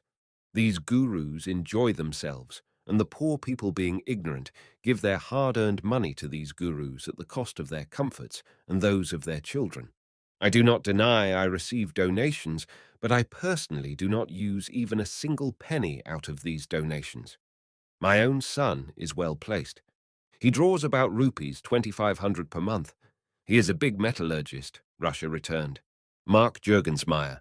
Yes, what does he do? Fakir Chand. He is at Bilai Steel Plant as a metallurgist, so I have my own means of earnings. Whatever is received here in the form of donation is spent for the ailing poor and on publications published by the Mandir. My publications are distributed gratis. Daily I receive a lot of mail, and some people write that my form is seen by them, and a miracle has been done for them. But I am ignorant of all that. Whatever sometimes I say to somebody comes out true, and he thinks that I have done it. But this is wrong. I have not done it. Mark Juergensmeyer. Then should one have a guru? Fakir Chand. Guru means knowledge. Without guru, we cannot achieve anything. Our mother is our guru.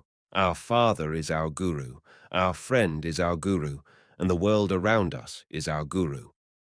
But the real guru, who makes the self free from the bondage of this world, is called the Sat Guru. And to attain the reality, the Sat Guru must be a perfect man. Nowadays, this guruism has become a source of earning one's keep. Mark Juergensmeyer. You know, some people say that science is also a guru. Fakir Chand. Yes, science is also a teacher.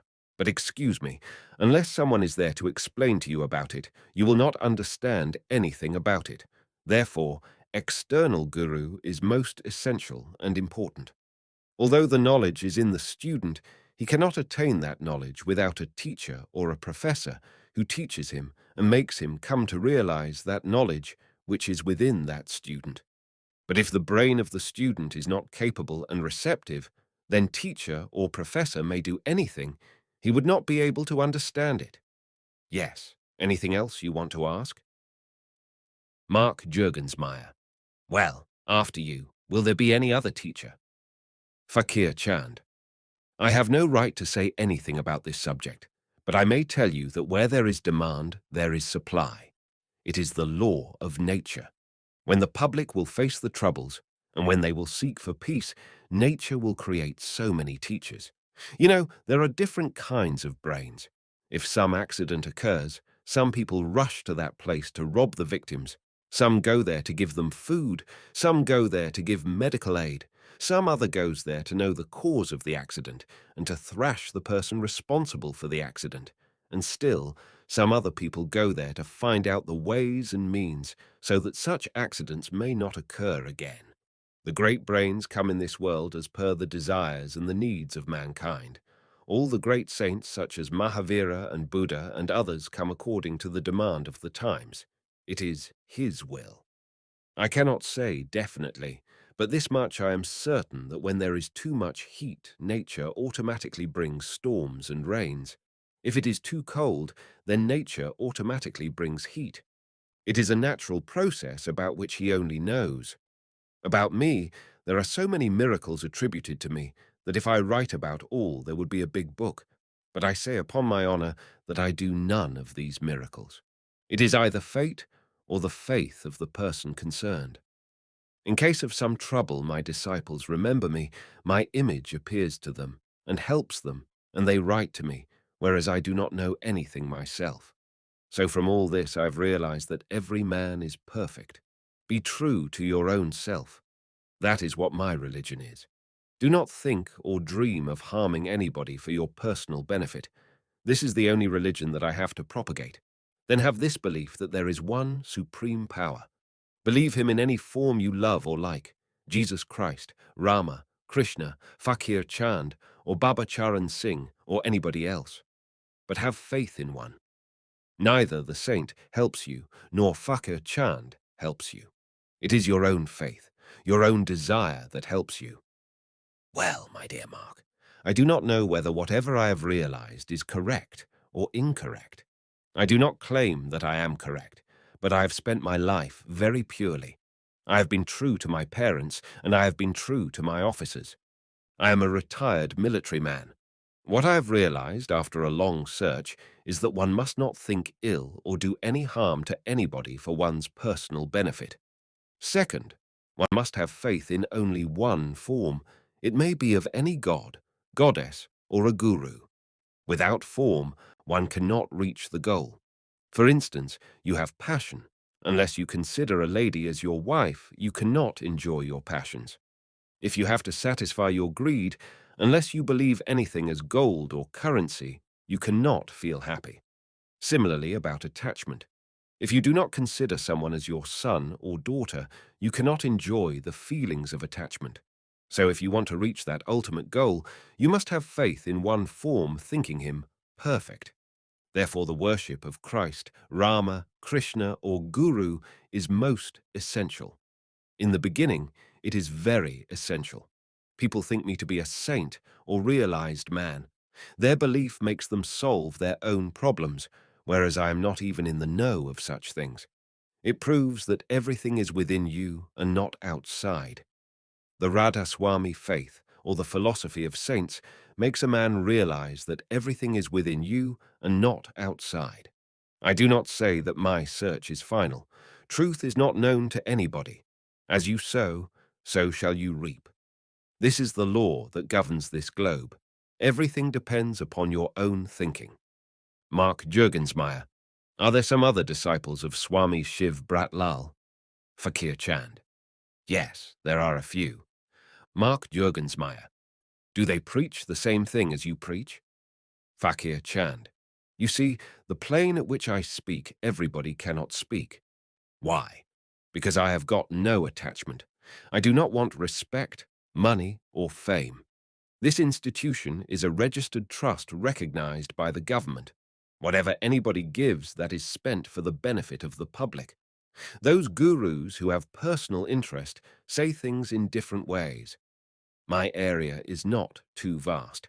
Only the educated people come to me, and those who have spent their life in meditation or sadhana. My teaching for beginners is not suitable. I know it, but I cannot now teach. ABC. It is not in my power. Only the professors, teachers, doctors, and judges come to me the most because they understand what I say.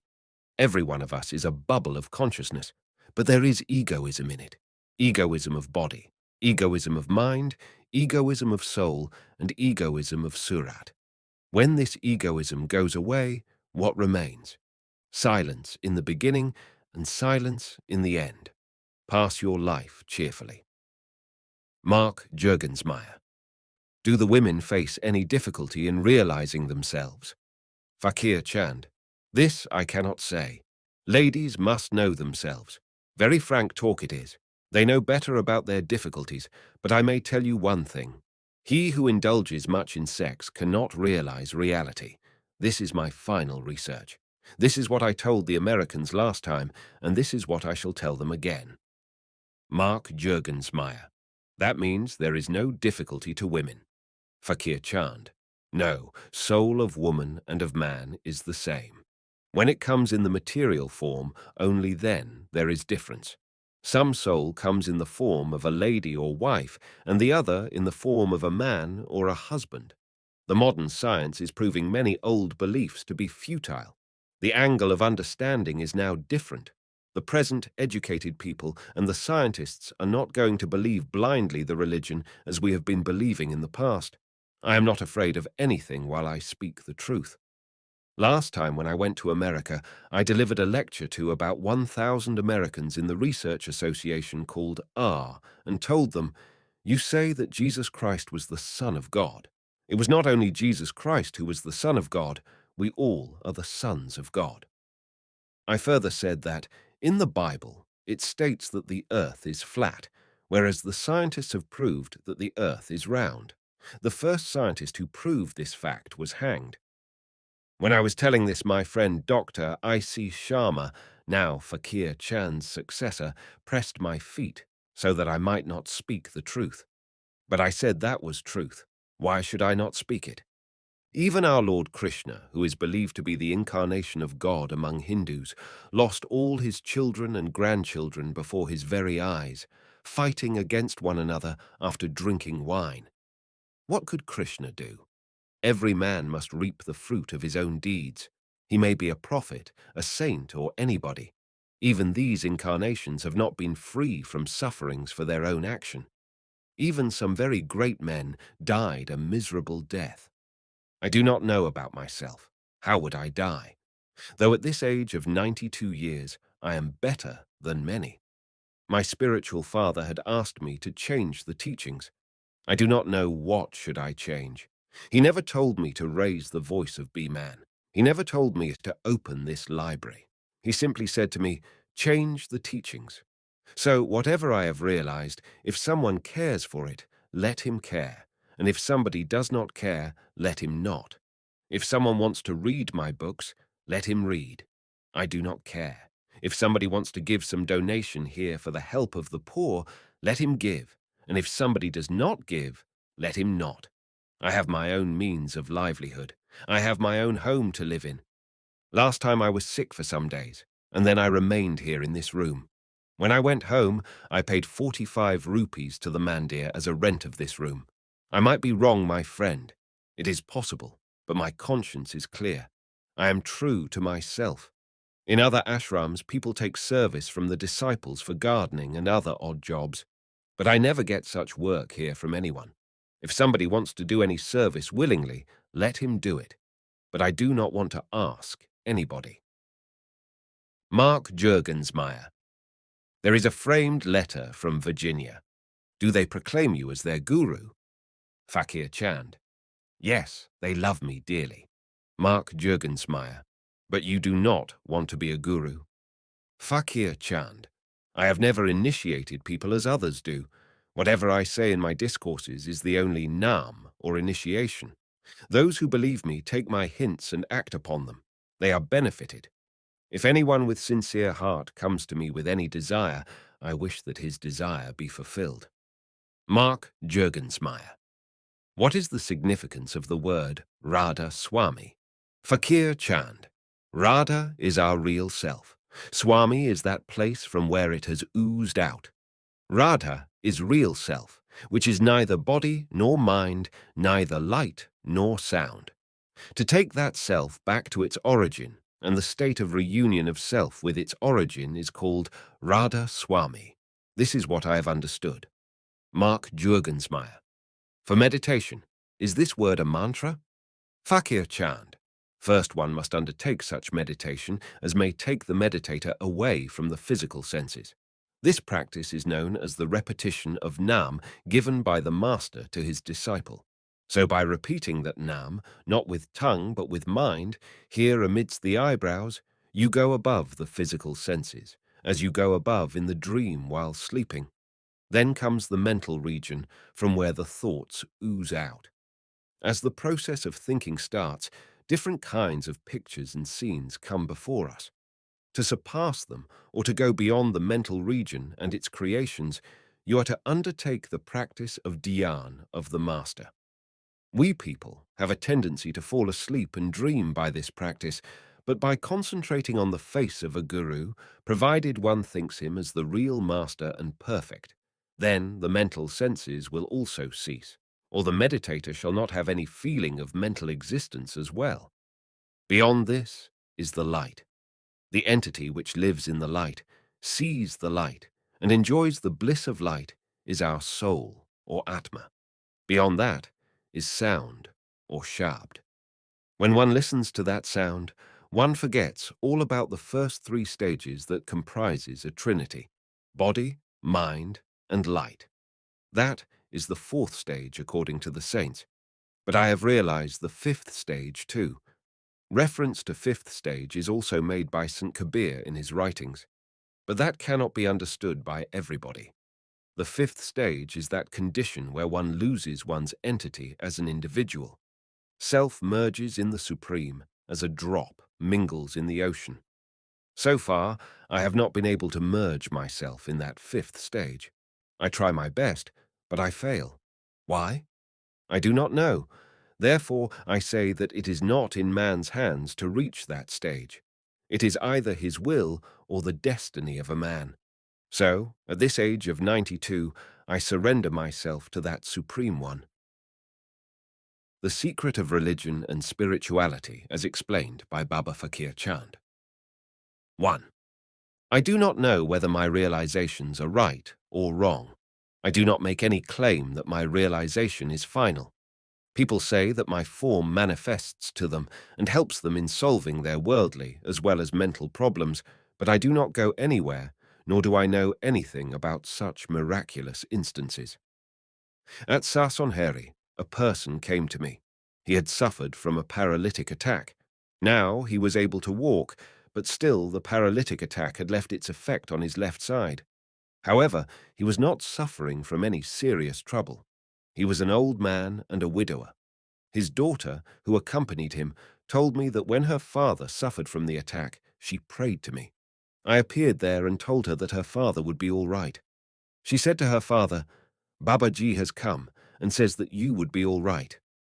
Her father said that he did not see Babaji anywhere. Then his daughter directed him to see straight in front, and thus he also saw my form standing there. That man told me that I remained with him for 22 days, until he was well. What is this? 2. I am here not forever. Death must come one day. For what should I spoil my true self? When I adopted this path of life, I had pledged that I would follow this path with truth and shall speak to the world my realization of this path. The writings did not reveal the truth to me. Denunciations of my forefathers in the writings of the saints pained me, but I had a firm faith in His Holiness Hazur Data Dayal Ji Maharaj. His Holiness had directed me, Fakir, change the mode of preaching before abandoning this mortal frame. Now, after having such experiences with me, I question myself. Fakir Chand, say, what mode of preaching do you wish to change? Which teachings should I change? The change that I can make in the present mode of preaching I explained in the discourses that I delivered during my tour. The change is, O man, your real helper is your own self and your own faith. But if you are badly mistaken and believe that somebody from without comes to help you, no Hazrat Muhammad, no Lord Rama, Lord Krishna, or any god or goddess or guru comes from without. This entire game is that of your impressions and suggestions, which are ingrained upon your mind through your eyes and ears, and of your faith and belief. This is the change that I'm ordained to bring about. 3. Sri Jagannath is present here. He offered me 403 rupees for the Manavta Mandir. He told me that I awakened him at 1:30 a.m. a day before, but I did not go to awake him, nor do I know anything about it. Possibly other Mahatmas and Gurus might have the knowledge of such instances of manifestations of their forms. At least, I remain unaware. Many of the present Gurus have admitted before me that they remain unaware about such instances. His Holiness Data Dayal Ji also said in his last discourses that he did not go anywhere, but he did not disclose this truth in his early discourses. My entire life and my mission is based upon truth. My realization and research is ahead of the realizations and research of the previous saints. I have not followed their trodden path of maintaining an iron curtain around the truth. They kept mankind in the dark. The great saints of the past suffered from untold miseries in their lives, perhaps due to this very reason. The question is why these great saints suffered. I have my suspicion that these saints suffered because they did not speak out the total truth to the world. The cause of their sufferings might be their untruthful living. I am myself not aware of my own end. I feel pained when I contemplate upon the miserable end of the great saints. I am not here forever. For what should I indulge in deceitful acts? To me, myself is more dear than anything else in the world. Therefore, I always speak the plain truth, that I do not manifest anywhere, nor am I aware of my manifestation to any person at any place. Some people said at the time of their death that Babaji had come in an airplane to take them along. Others said that Babaji had brought a horse, and others said that Babaji had come in a palanquin. But I do not know anything about such instances. I simply wonder when people narrate to me such instances of their near and dear ones. I fearlessly proclaim and appeal to the present gurus of the religious world that either they should contradict what I say, or they should speak out the truth that they too do not manifest themselves to their respective devotees. If they too are sailing in the same boat in which I sail, then why do they keep their poor devotees in the dark and exploit them? 4. In obedience to the dictates of His Holiness Hazur Data Dayal Ji, wherever I went during this tour I said, O man, be pure in your deed and be pure in your conscience. When these great saints, who spent their lives in meditation, could not save themselves from the fruit of their deeds, then how can you householders be an exception? You cherish enmity against your brothers for selfish gains. You oppose and fight against your parents, and you do not hesitate in deceiving your friends. You yourself decide, how would you save yourself? You study your own life and examine what you do. We pray for the death of our own real brother so that we may inherit his property as well. We indulge in litigation against our parents, brothers and sisters for more and more property. Wives go to the court of law against their husbands and husbands against their wives. How can such people aspire for higher values of life and live happily? 5.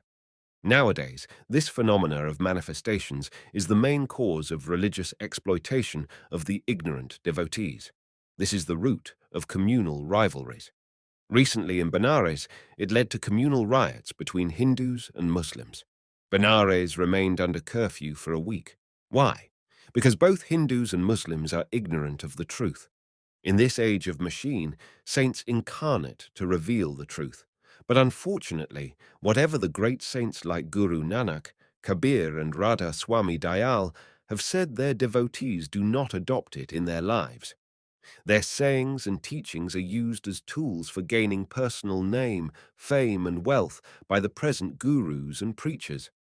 Ignorant masses are advised to get initiated, for they shall be led to heavens by their guru after their death. Had many of the present gurus not confessed to me that they too remain unaware about their manifestation, I would have thought that I am in the wrong. The late Bhai Nandu Singh Ji of Nizamabad, Sri Anand Rao Ji of Secundrabad, and Sant Tara Chand Ji have admitted that they too do not manifest themselves to their respective disciples. Of late, another guru known as Shehan Shah, who works as successor to Sant Kirpal Singh Ji in the Western countries, met me in the train at Sonapat railway station. He is a friend of Pir Mugan Sahib. He also admitted that his form also manifests to his devotees, but he does not know anything about his manifestations. Unfortunately, none of them speaks out the truth on the platform. 6. I tell you an incident of my own life. My daughter Prem Piari was married for some years, but she had no child. Once my daughter and her husband went to Firozpur in connection with a marriage in the family of Pandiwali Ram. My daughter came to me and complained that her mother-in-law and other members of the family taunt her and trouble her for being childless even after 5 years of married life. I consoled her, saying, "Daughter, you are born to a fakir. Why bother about children and suffer pains? What is the surety of life? For what should you have a desire for children? Do not listen to others and remain busy with your own work." She went away, and after about 10 minutes, Sri De Raj, my son-in-law, came, and he also complained about the necessity of a child. I promptly said, "Why do you worry about this? You shall have many children." This thought never struck my mind, that why I have made 2 different statements to my daughter and son-in-law on the same subject. Neither could I ever think that my daughter would die. As preordained, my daughter and son-in-law went in for a second marriage, and now he is a father of many children. What I wish to convey by narrating this incident is that a saint speaks or tells only that which is destined to happen. No saint can cancel the result of your deeds.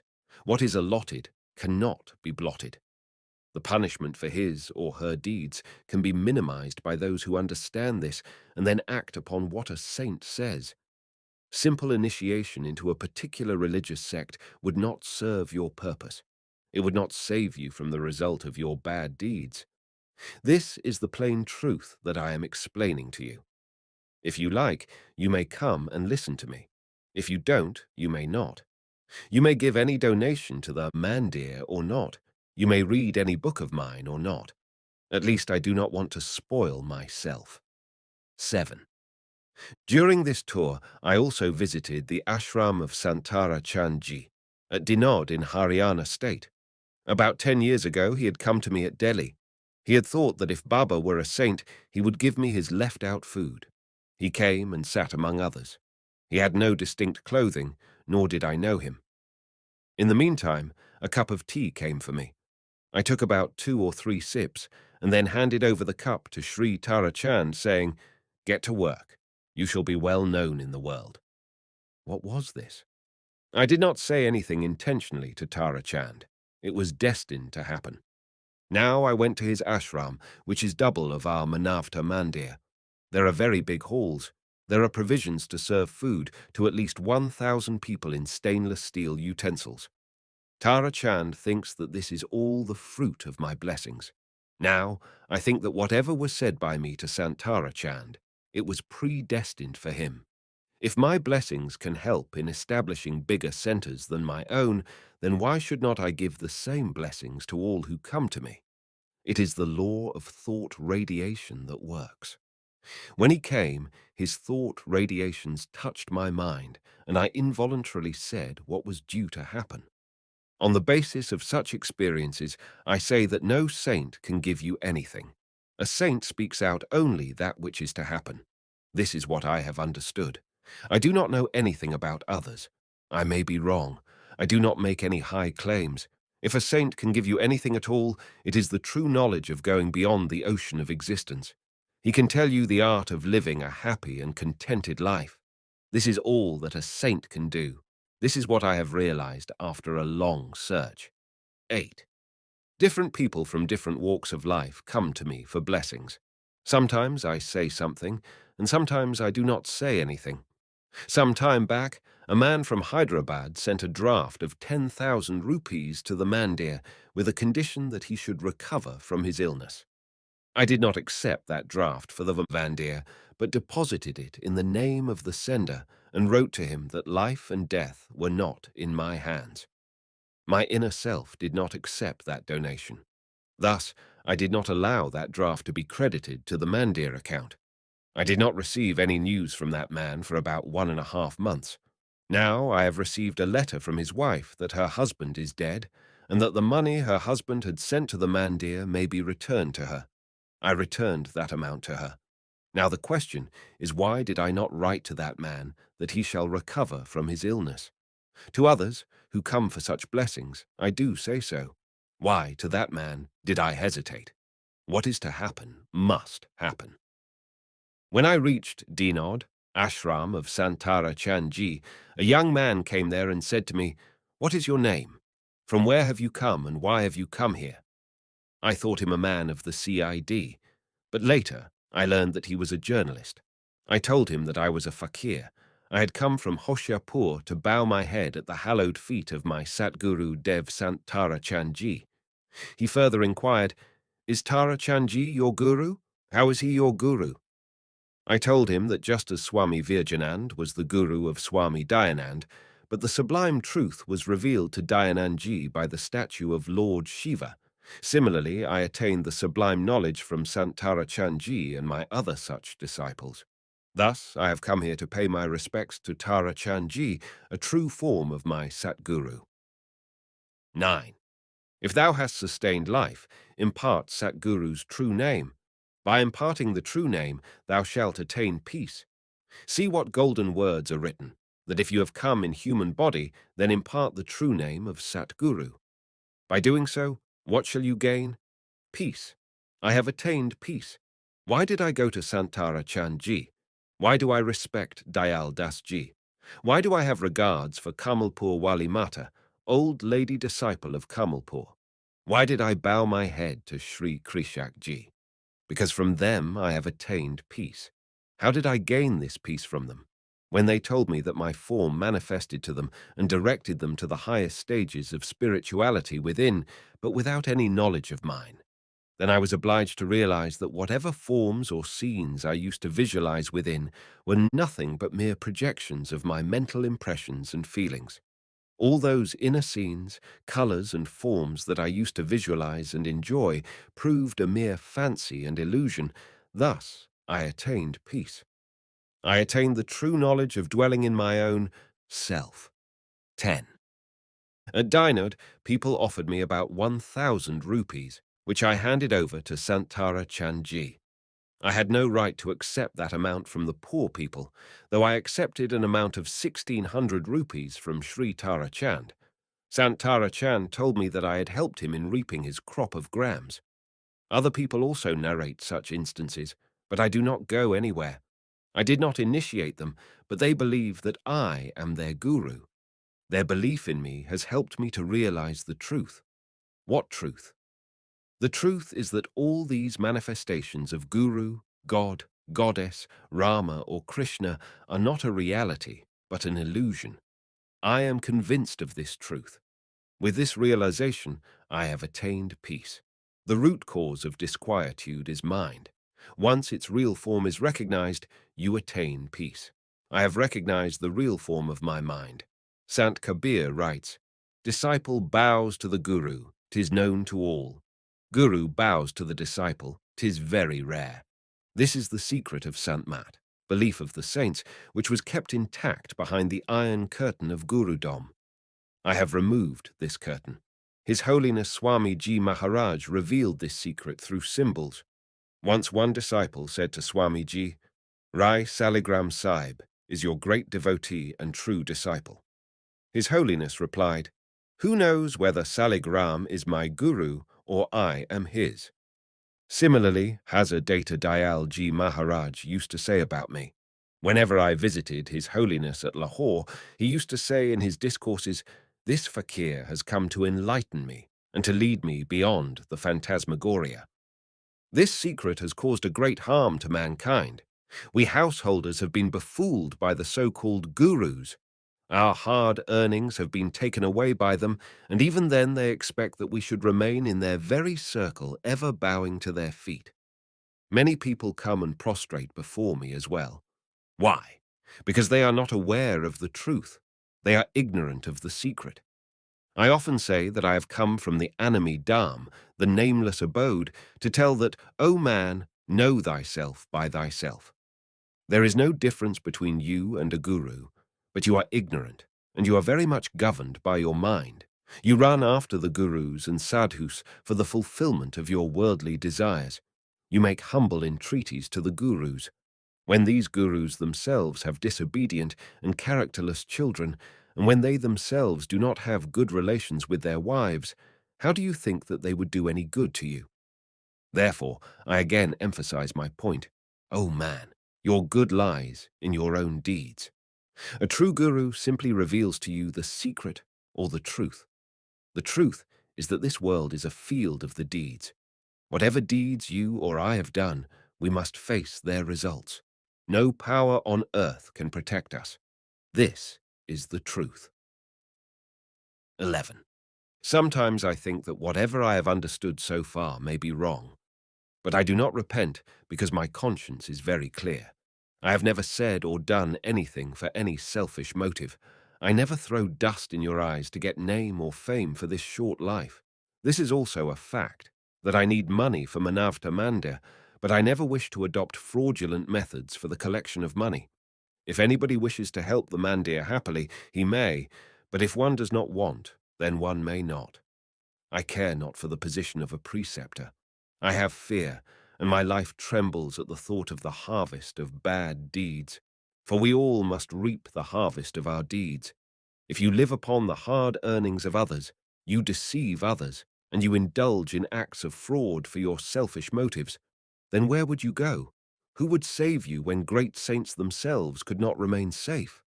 Oh, my preceptor, I do not know whether I am right or wrong.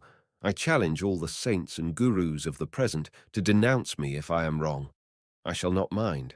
I only tell what has happened or is happening with me. 12. When I went to Dynod, I sincerely thought, did I go to reap the crops of Tara Chand? No, not at all. I did not know anything about it until Tara Chand Ji told me. Now, Tara Chand says that if Babaji had not come his way, he would have become an egotist. Whatever form manifests to you, it is the form of your own faith and belief. But we are divided into different religions and sects on the basis of these very manifestations. Oh, householders, I have come for you. Do not be misled by any false promises. Try to understand the truth and purify your deeds. Open your eyes, Jagannath. I did not go to awaken you at 1:30 a.m., day before yesterday. I did not even know about you earlier. You have donated 400 rupees. I do need money for the mandir. I express my thanks to you, but I speak the truth. You may accept it or not. I have done my duty towards you. If what I have experienced in life has been the experience of other gurus and saints, then I would say these gurus, whosoever they be, did not do anything good to us. They befooled us, exploited us, and looted us for their own name, fame, and for establishing their religious estates. 13. How does one attain peace? How did I gain peace? I can tell about that alone. When Krishak Ji came, he handed me his diary in which he had written in detail about how my form guided him in his inner search from time to time. I put 1 coconut and 5 paisa at his feet and bowed to him. I permitted him to initiate the aspirant, saying, "You would yourself realize the truth." He stayed in the mandir for about 10 months. I paid 80 rupees for his expenses and 60 rupees to his attendant, because he helped me to attain peace. I did not initiate Dayal Das, nor did I impart Nam to Kamalpur Wali Mata. It was their faith and belief that helped them. They accepted my word as Nam and me as their guru. But I gained the more. My entire struggle and search for the guru came to an end. I recognized my mind and attained peace. Now my practice starts beyond the regions of mind, that is, from the light. The philosophy of Radha Swami faith also directs that the aspirant should go beyond mental regions to Satya Lok. Only then liberation would be achieved. 14. He who gives them love, affection, and belief to others gains himself. So, it is the belief of the people that benefits them. I do not do anything. Their faith and belief in me brings their cherished fruit to them. It is not I who manifests myself to them. To give love and affection to others means to have faith in them, to believe them. I too have benefited from this. I daily receive a number of letters in which people write, Babaji, by contemplating upon your holy form, we achieved this thing, and our difficult problems were solved. I do nothing. It is their own love and affection that fructifies. Therefore I say that whomsoever you believe, have firm faith that he is perfect, sublime, and omnipotent. All your problems shall be solved, and all your works would be done. He who does not attend my discourses or listens to me in person, but contemplates upon forms, he worships the dead guru. You do not understand the true meaning of guru's worship. You consider that offering of money to the guru and bowing at his feet is guru worship. These are worldly customs and norms of our civilization.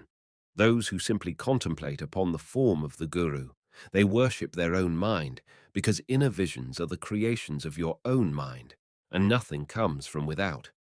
This is what I have understood. I know that I am speaking of things of a very high level, but I am helpless. Old men do not talk like small children.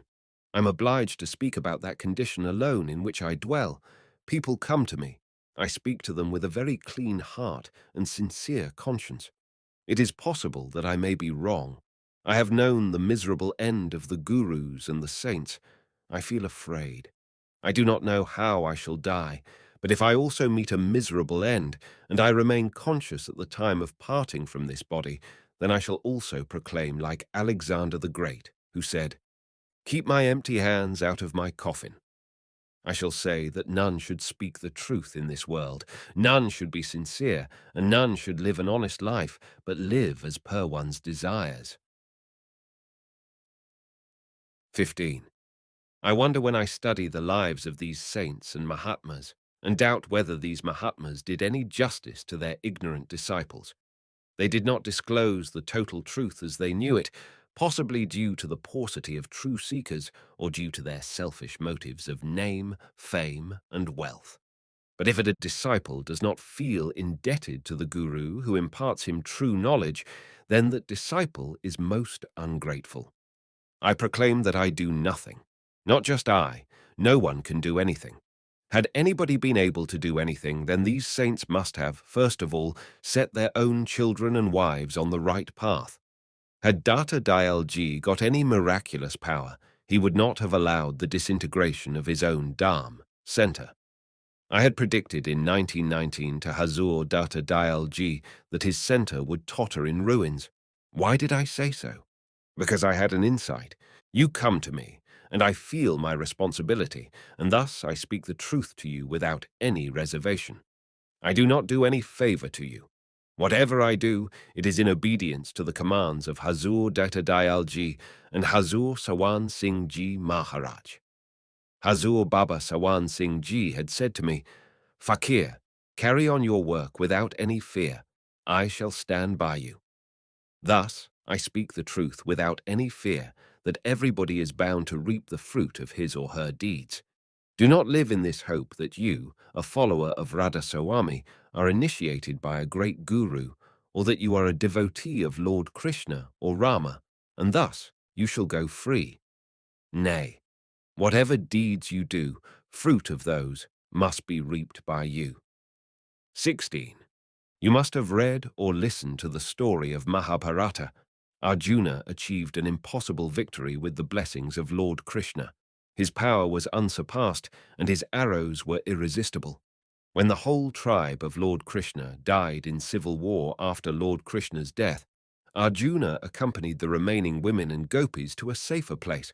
But on the way, the Bills snatched away all the beloved wives of Lord Krishna from Arjuna. The unsurpassing strength and irresistible arrows of Arjuna could not protect those ladies of Lord Krishna's clan. This is the philosophy of karma. Who is safe and free from it? Whatever happens to us is all due to our own deeds. So why make a hue and cry when there is any distress for you? Why do you run hither and thither, weeping and pleading? Therefore I say time and again, O man, you reform your ways and be clear in your conscience. Perform your duty with compassion. Remain detached from the world. Recognize every creature like thyself and attain the imperishable. Unless you attain to such a practical living, you can never get released from the cycle of transmigration, even though you might be initiated by a great guru. Many a time I question myself, Fakir Chand, might you be endowed with some supreme power about which you may be ignorant? For example, a beautiful lady goes through a bazaar. A young man looks at her, and his mind is disturbed, but that woman remains ignorant of the mental condition of that man. If she could know the intentions of that man, she would positively give him a shoe-beating. So, if nature has endowed me with something, then why should I feel proud of it? It is the gift of nature of which I can be deprived any time. It is his will. Patanjali, the great sage, has written in his book on yoga that if you cannot do any inward practice, then at least contemplate on the holy form of a perfect man. Now the question is, where would you search for a perfect man? I say that wherever or in whomsoever you have faith, think that he is a perfect man and omnipotent, and your purpose shall be served. If my form manifests itself and helps those who have faith in me, then the form of other gurus also manifests themselves to their disciples and helps them. Leave aside the saints, you put a wicked and immoral person on the seat of a guru. Develop faith in him. His form too shall manifest and help you like the manifested form of the great saints. You are not helped by any saint or guru, but by your own faith and belief. 17. I question myself, Fakir, have you gone astray? Are you misleading the world? Suppose I am wrong? I do not feel guilty because my conscience is clear and I have no selfish motive. If at all I am wrong, then the responsibility lies upon the shoulders of Hazur Baba Sawan Singh and Hazur Datta Dayal Ji. Why did they ask me to do this work? They were great saints and had a great insight. Did they not know that I would speak the truth? You will question me as to why I have also asked some people to do this work of satsang. I have given this work to them so that they may realize the truth and their doubts and whims may vanish. I put Kamalpur Wali Mai as the guru of women. Now her form manifests itself to many women, and she says that she does not know anything about the manifestation of her form. From such instances, if she realizes the truth, she will attain peace. Similarly, I asked Dayal Das to work for his own realization and not for exploiting the innocent people and for deceiving the poor disciples. People come to me with high hopes. I ask myself, why have you woven a spider's web? What good can you do to them? The fact is that none is ready to receive the knowledge that I wish to impart. I wish to show you that path by following which you can attain liberation from the cycle of transmigration. But you do not feel its necessity. You do not recognize its value. You come to me for solutions of your various social and worldly problems. Someone is unhappy with his wife. Some other person is unhappy due to children. Some come for blessings to get a son, and some others come for the fulfillment of other worldly desires. Do you ever think about the reality of this world? Our existence in this world is not eternal. We are bound to leave this world, our beloved belongings and our kith and kin. then why to clamor and weep for them? You will surely get your due. Live happily and peacefully. 18. Live a happy life and do not spend more than your income. Do not make offerings beyond your capacity. Do not cut short the necessities of your children to make donations to Manavta Mandir or to any other guru and his center. This would be the greatest sin on your part. Another thing for having a happy life is regular meditational practice without any break. It should be a part of your daily routine like eating and sleeping. Also, make daily offerings of one thing or the other. Do you know what our forefathers used to do?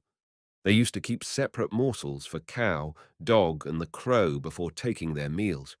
It was their dharma not to eat without sharing their food with cow, dog, and the crow. Do we follow their traditions? If you cannot offer any money in lump sum, try to save daily 1 paisa or 2 for offering to the needy or the destitute. This will inculcate in you a habit of sharing the offerings. If a man gives 1 lakh rupees in charity today, but does not give anything for years together, it would not benefit him as much as a man who makes daily offerings in one form or other. So adopt this principle of making daily offerings, to have daily meditation, and to entertain daily new and constructive thoughts. These will help in transforming your life. He who gives in charity, his heart and mind become liberal and generous. If you are economically not well off, you need not make offerings of money. Ladies, before cooking meals for the family, should keep 1 handful of flour or rice separately. After a week's accumulation of rice or flour, they should make chapatis of that flour or cook the rice and offer it to sparrows, dogs, and the crows. I am telling these golden principles from the core of my heart. They seem to be very ordinary things, but do not consider them ordinary. These are principles for attaining a happy and prosperous life. Follow the above routine for all the 365 days of a year, and if your poverty still remains, then do not offer flowers to my photograph, but give any ill treatment that you can. Our sages were very wise. They knew the root cause of everything. But today, we have totally ignored the traditions laid down by them. You try to understand the importance of old ceremonies and social practices. You do one good work a day and see how many good works would be to your credit after a year. The Honest Guru. Reflections on Unknowingness. Honesty is a virtue that is hard to come by. Sure, people claim to have it, or at least aspire to it.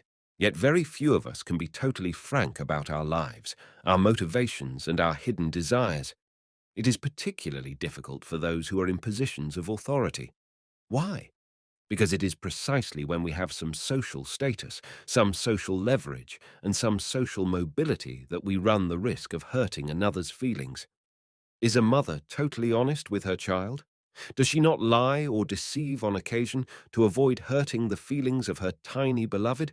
Is a teacher completely forthcoming to his students? Does he not blind himself occasionally from the obvious drawbacks of his pupil? Naturally, we would all admit to lying or deceiving at one time or another. The problematic issue in this is where we draw the line between harmless social lying and damaging personal dishonesty. It is a difficult issue, no doubt, and one which each of us faces moment to moment, day to day, and year to year. This brings us to that most remarkable of 20th century Indian mystics, the late Baba Faqir Chand. One would be hard-pressed to find a guru as disarmingly open as Fakir, who, unlike most of his colleagues in the Punjab, had repeatedly confessed to his human failings and his intellectual limitations. And it is exactly Fakir's honesty that sets him apart from other spiritual leaders. It is also Fakir's honesty that raises the question of truth. Could it be, as Fakir would have us believe by his own life and example, that no saint or guru or mystic, however enlightened, however revered, and however popular, truly knows the secret of human existence? For skeptics, the answer is already self-evident. Nobody does know, especially religious leaders who are more often than not caught in mythic or pre-rational modes of thinking. For believers in religious truth, Fakir's confessions may be viewed as revelatory or misguided. But in both camps, Fakir's honesty will most likely not be an issue. There is a certain trustworthiness about Fakir's confessional attitude which automatically endears the reader. But perhaps it is more than that. Perhaps deep within our own hearts and minds we intuit that reality is indeed greater than we can conceive.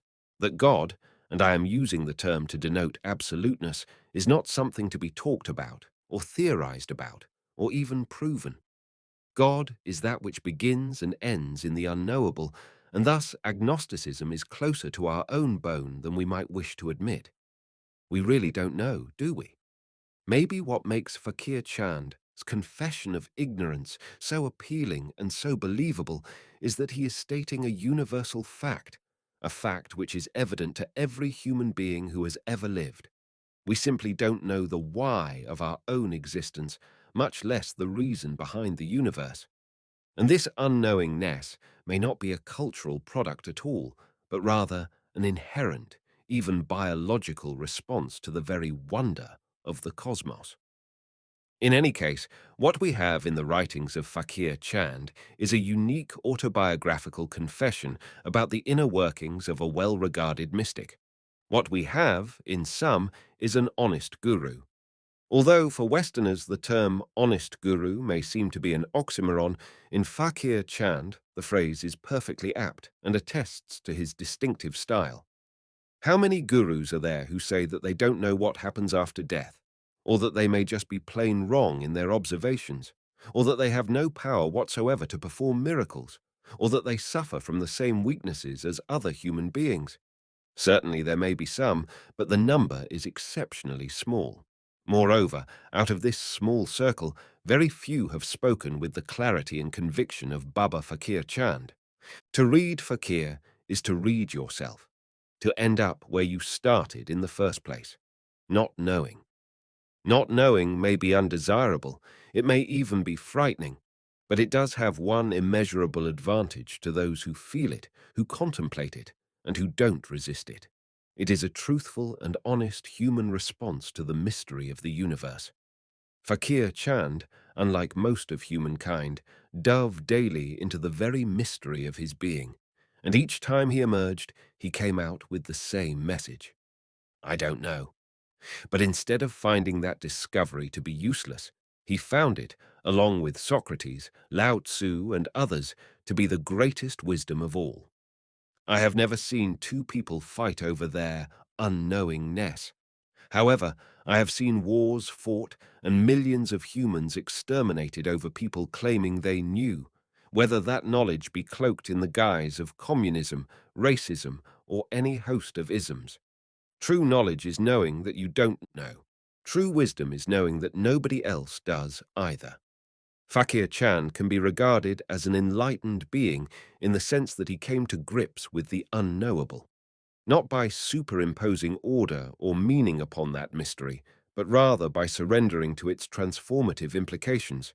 Transcendental unknowingness creates natural humility and an inherent openness to the vagaries of being.